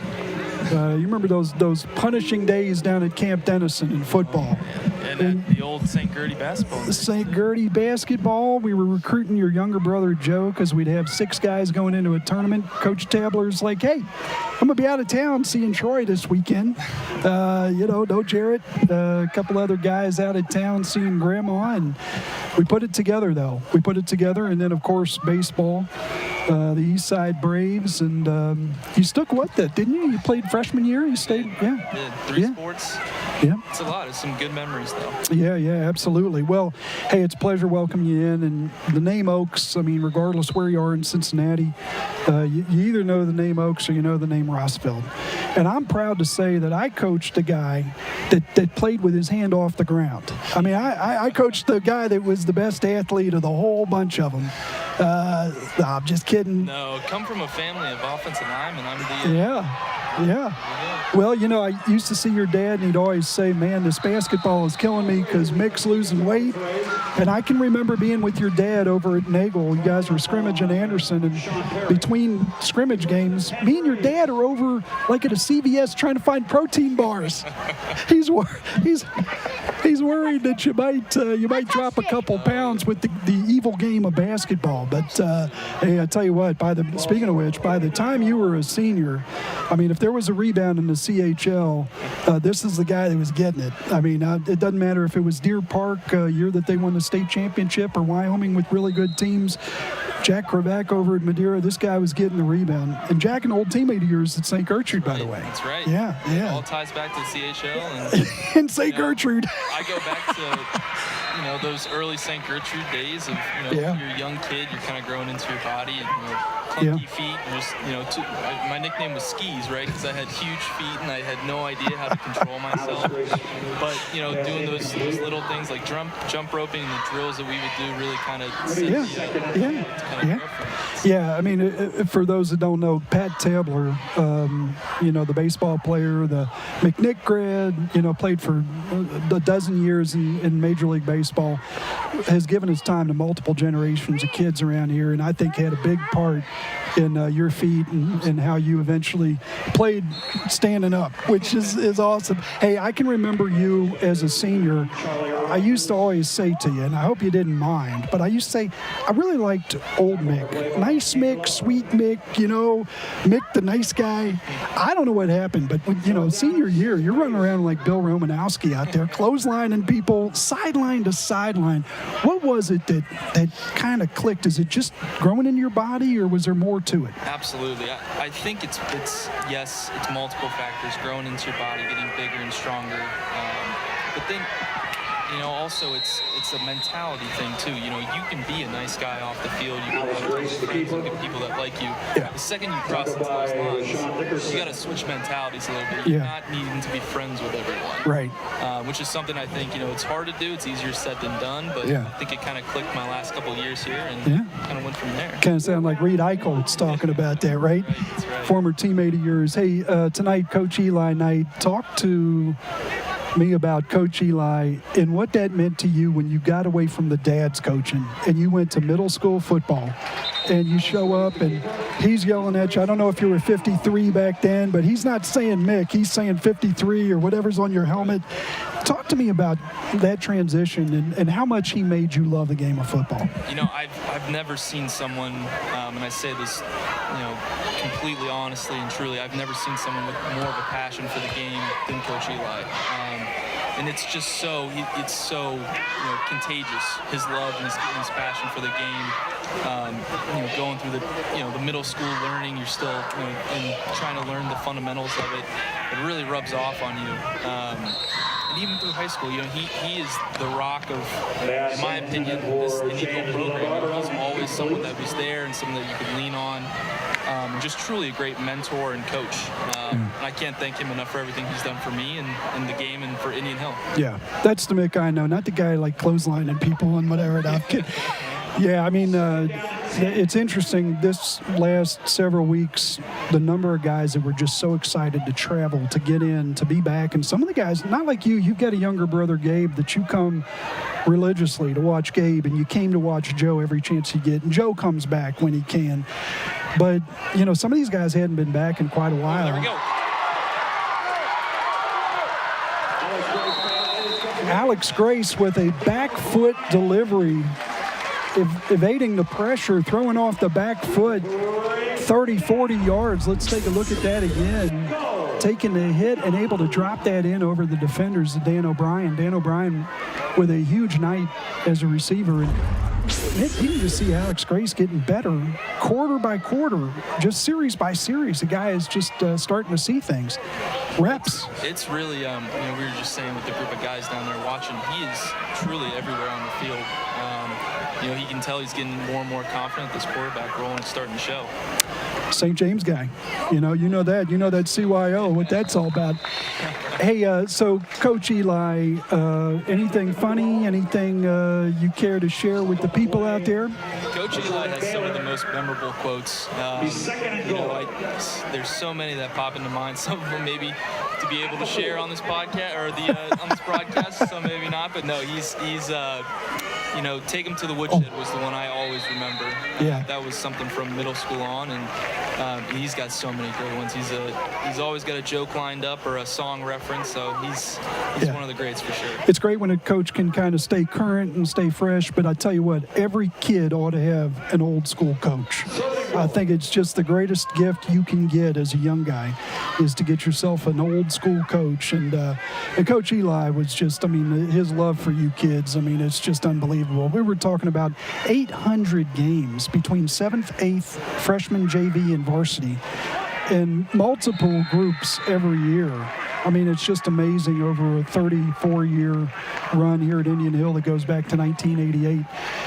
Mick, how did he help you when you went down to University of Cincinnati? Because I know you got a family. You got Uncle Doug that's a coach with the Bengals, former offensive lineman at UC. Your dad, former offensive line at UC, and roots for Indian Hill despite being a Wyoming Cowboy. Tell me, though, those guys aside, because I know that's where it comes from, but Coach Eli and how that helped you when you went down to Clifton. Well, he wanted me to be a Hawkeye. He's an Iowa Hawkeye through and through. But no, toughness is one of the biggest things I took away. That's something I think every football player should pride themselves on, is being a tough, gritty player. And you look at Coach Eli, who's, I have these memories of coming into the weight room, and there's Coach Eli, shoulder pressing 200-something pounds. And you're like, oh my goodness, and he looks like he could still strap on the pads and go out there and play, and he would want to. Yeah. So no, I think the biggest thing from high school to college that I took away was just being a tough player, having some grit to you and some tenacity, and that's one of the biggest things for him I took away between the lines. Yeah. Well, you did a great job tonight, pregame with these guys in the locker room, talking about that IH and representing yourself as a young man and representing your school and your community, and really appreciate that, Mick. And goes without saying, man, I root for you in all facets of life and love being with you, and glad to catch up with you here tonight. Absolutely. Thank you for having me on. I appreciate it. You bet. Mick Oaks, one of the all-time greats, number 53. Surprised Gabe gets to wear 55. Where'd that come from? It was 53. Joe's 53. Oh, there you go. There's the explanation. Thank you. So he was 53, Joe 54, and Gabe goes 55. There you have it. 4th and 10, and the Braves are going for it. And it's incomplete. Alex Grace pass intended for C.J. Hayden. Yeah, Braves trying to get back in this game, well within reach of Alex Grace, but trying to get back in this game with a touchdown, and a two-point conversion really puts them right there down by 7 if they could have done it. But, the one thing, Toe, that you're seeing tonight, no quit. I mean, that's a fight. That was a heck of a drive by Alex Grace. And for those of you, the parents, the grandparents, I know we've kind of talked over a lot of action with some of these guys coming back, a special night at Indian Hill. Heck of a job by these Braves to stay in that and get that drive and change field position. Kingston Hill, the ball carrier. Hill had a very, very nice night, number 25 for Northwest. 5'8", 181 is where he's listed. Kind of like a little bowling ball, but strong, fast, and resilient.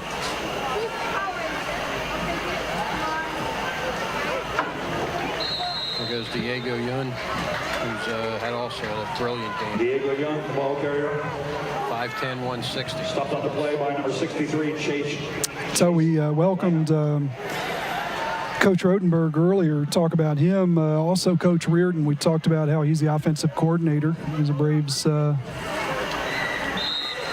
Northwest gets the first down. We'll have a new set. And Kingston Hill, the ball carrier. looks like Jonathan Kopfer slow to get up, and that looks like a cramp too. Cramps are good news in the sense that they go away soon enough, but bad news, hard to compete when you're cramping. There's a penalty down that play down the 19-yard line. There's a yellow flag, and the referees are discussing it.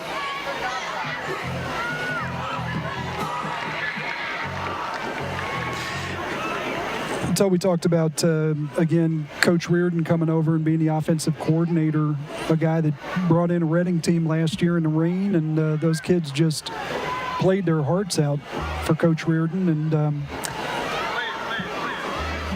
he is a football guy, comes from a football family. His dad coached at New Richmond, where Cody played his high school football for a bit, and then his dad went to Holy Cross over in northern Kentucky, and he went there with his dad, obviously, and then on to Western Illinois, a D1 FCS school, and was a good football player at the collegiate level, a guy that knows the game, and certainly, Toe, I know you were impressed with the toughness of his kids at Reading. Tough group to begin with. I mean, Reading is always a good group of kids, but he did a great job with those guys last year, and now he's working for the Indian Hill Braves, and a guy that, as you look toward the future, it's interesting. You know he's going to be a head coach again at some point, and hopefully maybe we got a little succession plan down the road, but that's well down the road.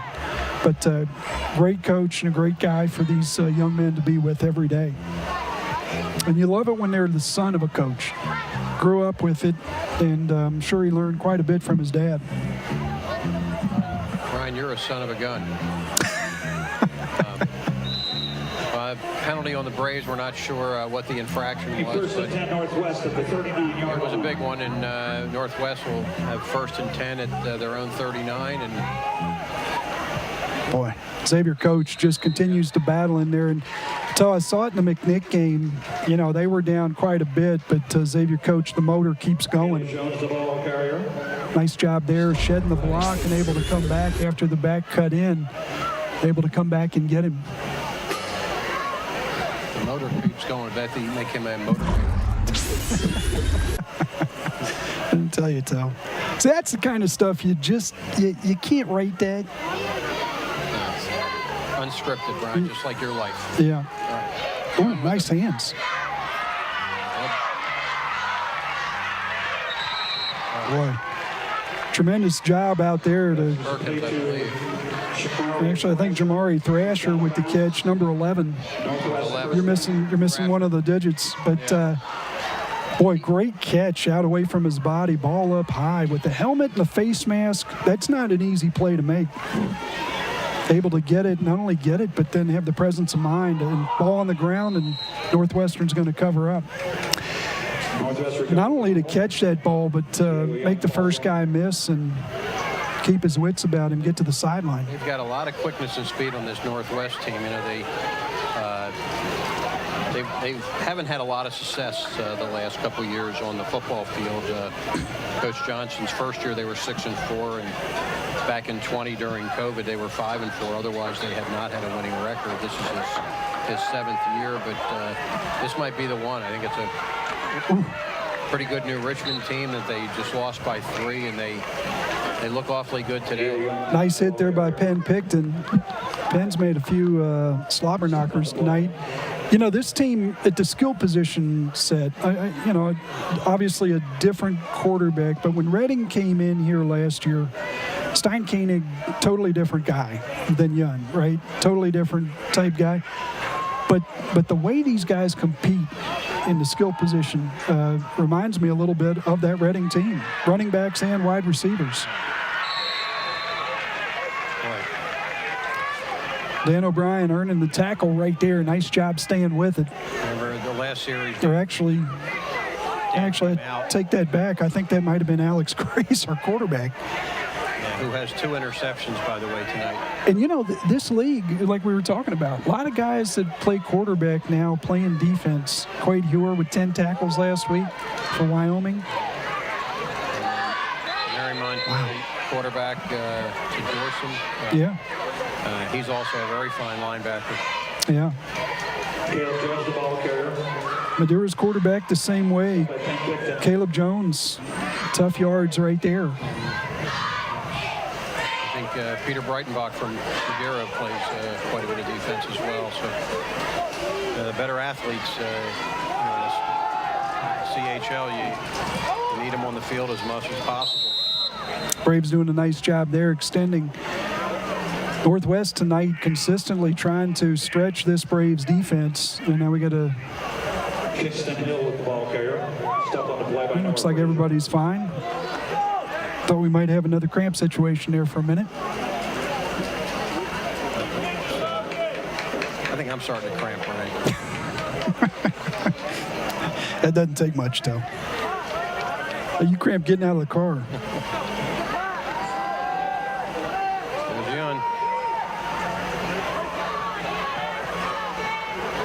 And darting and dragged out of bounds. Nice job by the Braves not to buy that pass fake. C.J. Hayden over there. C.J. Hayden last week and this week, but last week in particular, he was just flying around the field defensively. Very good athlete, C.J. Hayden. Yeah, I mentioned in the CHL tonight, Wyoming's down at Taft, which, by the way, is where the Braves will be next Friday. A week after the play Wyoming right here. Right here. And tonight, CHCA traveled to Madeira, and Taylor was at Lawrenceburg. Not sure if you've seen Taylor.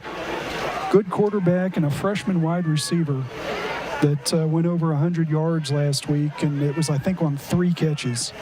A guy that can really stretch the field. West High is at Deer Park, Norwood is at Marymount, and Reading is at Talawanda. One more, Meadowdale tonight at Finneytown.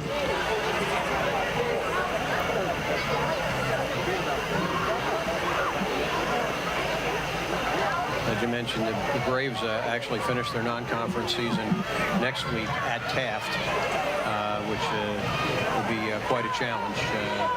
The Senators are loaded this year. Yeah. A lot of good skill positions in a defensive end that is the best they've had since Adolphus Washington back in the early 2000s, mid-2000s. Yeah. Good squad over there. A lot of good skill position players came here, and Braves played them really tough till the end of the game, deep into the fourth quarter last year before Taft pulled away. Great job by Xavier Coach once again. Hills scratches and gets a few more yards. Yeah, Xavier Coach, can't tell you how impressed I am. Yep. You know, it's hard when you're the only guy for your class. Jack Stacy joined him here in the summer, but this is the guy that lost Robbie Orr, who was the other senior that would have been a big part of this team this year. Decided not to play football, but Xavier Coach has stuck with it, finished a race, and you always tell kids it's important. You show up every day, good things happen, and really proud of Xavier Coach and what he's been able to do. We took an informal poll of some of the players, Brian, and Xavier Coach was voted the second funniest guy on the team. So he takes things pretty seriously when he's on the line, but evidently once he takes the helmet off, he keeps the guys pretty loose and is evidently a very, very funny young man. He is a chiller, as they say. He's kind of a steady guy. I don't know what his pulse rate is, but it... Hill again.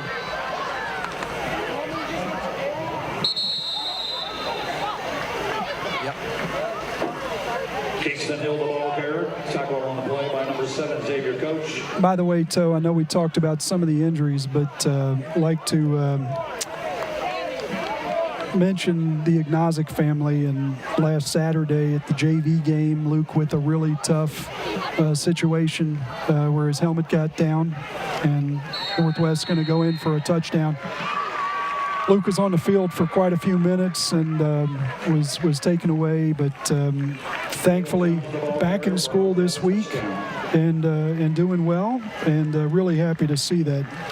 Luke Ignazik, welcome back, and all those prayers worked.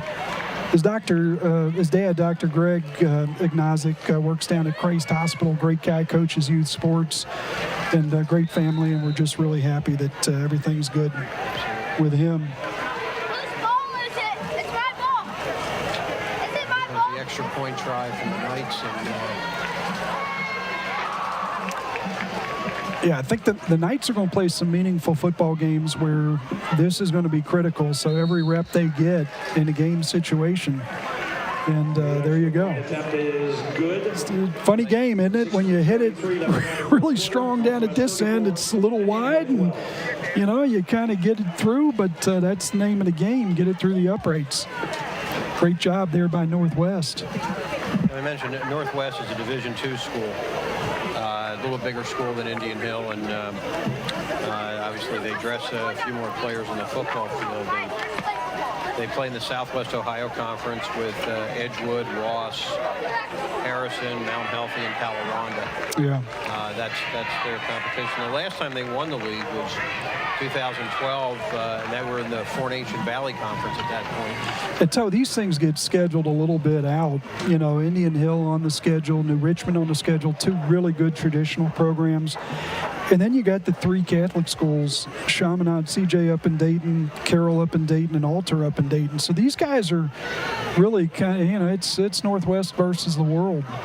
They are going out and playing a heck of a schedule. Even though, you know, they may be a Division II, Indian Hill Division IV, they're playing good programs. So hats off to Northwest for scheduling.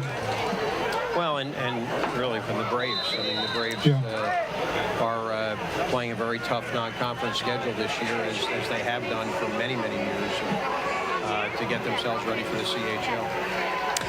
Going to be interesting. I know, first things first, we got tonight 6 minutes, 33 seconds. You got Taft next week, and then Wyoming coming here on September 9th in a Wyoming team that looks like they're mixing it up a little bit with the pass run, more so than in the past.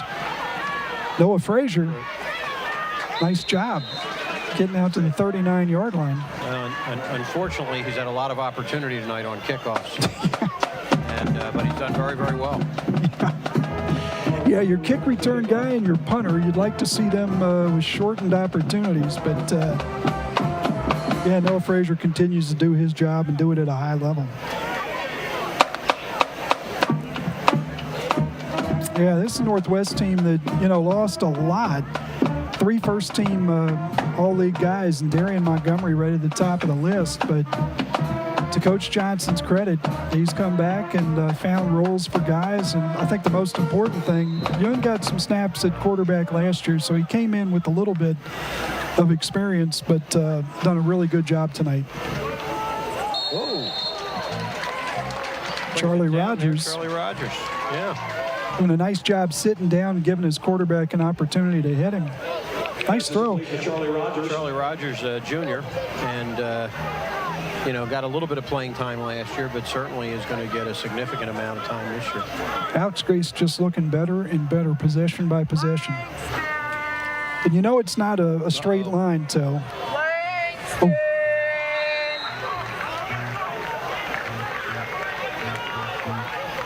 And Alex is hit pretty hard and a little shaken up. Wrong stone. Yeah, that's a tough one, Toe. Got to go pick that thing up, and then falling on that, getting tackled onto that shoulder. That's a tough one, and he just comes to the sideline, needs a minute with Terry. And Terry's chasing him. I don't know. Penn Picton, backup quarterback. Young man who's just a sophomore, has been in the backfield with Alex Grace most of the day, and also a fine linebacker for the Braves. Called his name many times, and he is the backup quarterback. And hopefully it's just for a play or two. Mentioned Penn is just getting to show how good he is. Last year as a freshman, he was hurt and did not get. What's up? I'm not sure where the truck is or who's talking, but might need to call security for the truck down there, Toe. Sounds like we got some visitors having fun down there. Yeah, it looks like Alex is moving around okay on the sideline. Well, it's 4th and 3, and if the Braves going to go for it, they're going to punt. They certainly need Alex, but looks like they're going to go for it with Picton and LaBarbera in the backfield. Absolutely.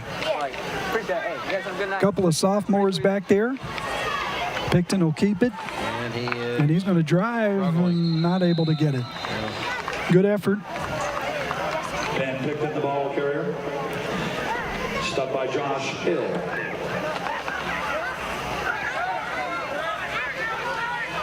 And 5 minutes left in the ball game, and the Knights up by 22. It's like Kopfer on the field trying to stretch it out. He's going to stay on the field and play defense. Now he's going to come off. His cramps starting to hit these Braves pretty hard, Toe. Yeah. Well, again, it's a pretty warm night. Once we get into October, November, they won't have to worry about this as much. But, and again, with most of these guys playing offense, defense, and special teams, they've really got to take care of themselves during the week. Good to see, yeah. John Schneider, when he was offering his services, the hydration coach,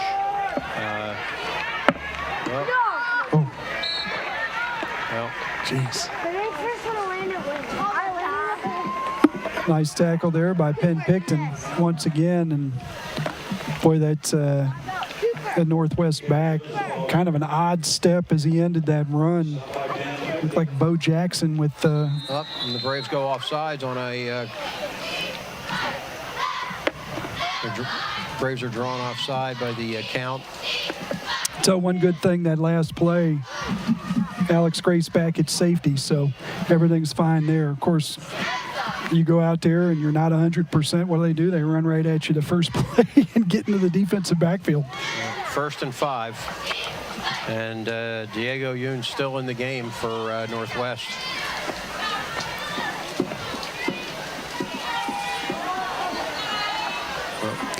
I think for this Northwest team, Toe, I mean, really good part of the game for these guys. They've had some exchange issues, you know, and they do a lot of stuff where Yun's supposed to make a read. And I think right now these reps are really valuable for them as a football team. And right now, you can see these Braves, the fatigue right now. Ben Picton, Dan O'Brien, C.J. Hayden. These guys are tired. I mean, they've been on the field the whole night. And it's just building toughness right now. And down to 4 minutes left.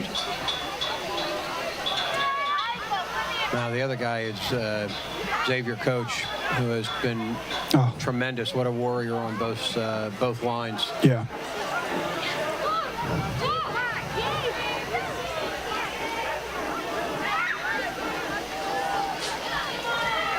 Wow, great job there by Carter. Trey Carter able to get penetration and force the back inside and then almost tripped him up. Great effort by Trey Carter. George Vollmer, a freshman, making the tackle there. George has gotten an awful lot of reps tonight, and a really terrific young man. And again, just listed as 5'9", 150. Yeah, played well at McNick last week. Got on the field quite a bit. A lot of these young Braves, you know, getting thrown in the fire. The important thing is that they get the experience and they're able to slow the game down mentally and allow them to play faster. And they're getting that experience, Toe. And like we said, if you like this group of guys, well, that's good, because you're going to see them for the next couple of years. And in some cases, the next 3 years.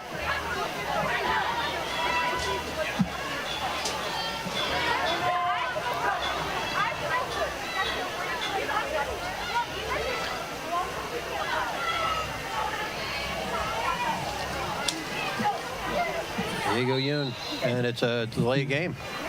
Oh no, they call somebody moved.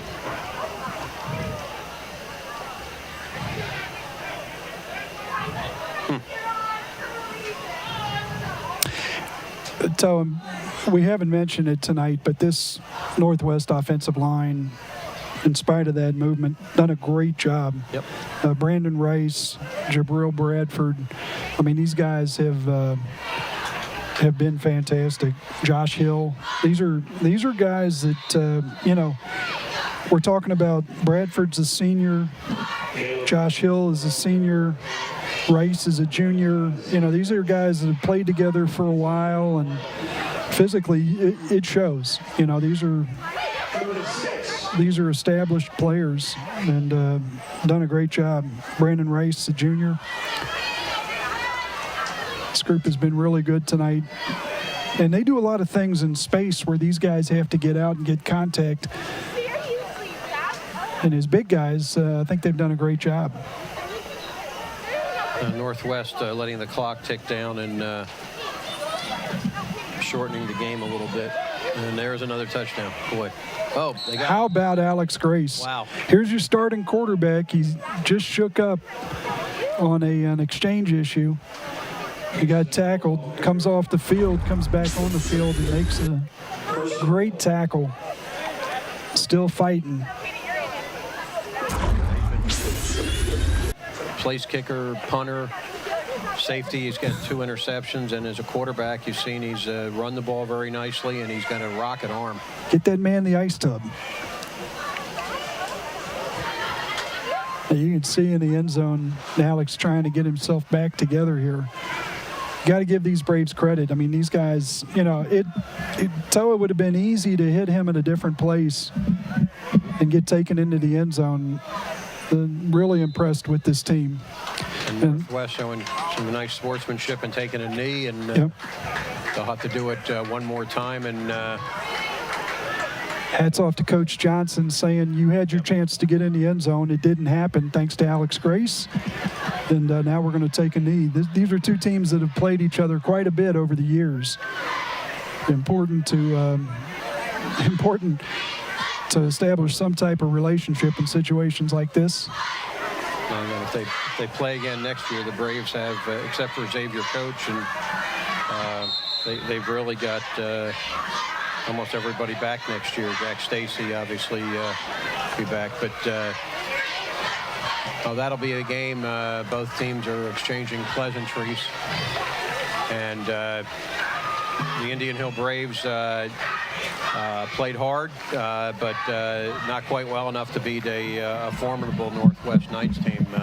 Final score, Northwest 34 and Indian Hill 12. Brian, we had despite the score, we had a lot of fun today. Coach Eli, who's an institution here,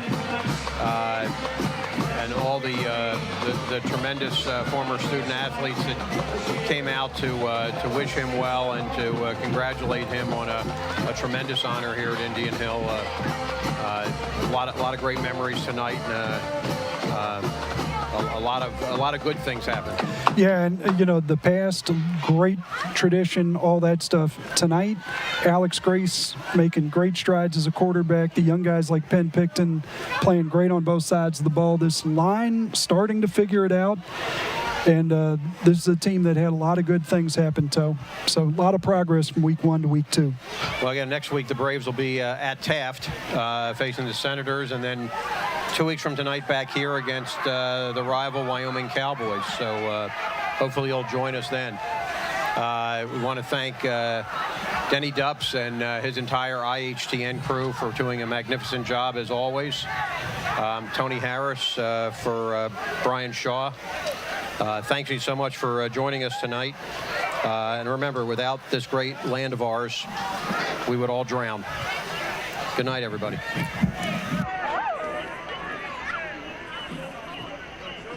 Exclusive coverage of tonight's game on the Indian Hill Television Network has been a copyrighted presentation of the Indian Hill High School Video Department.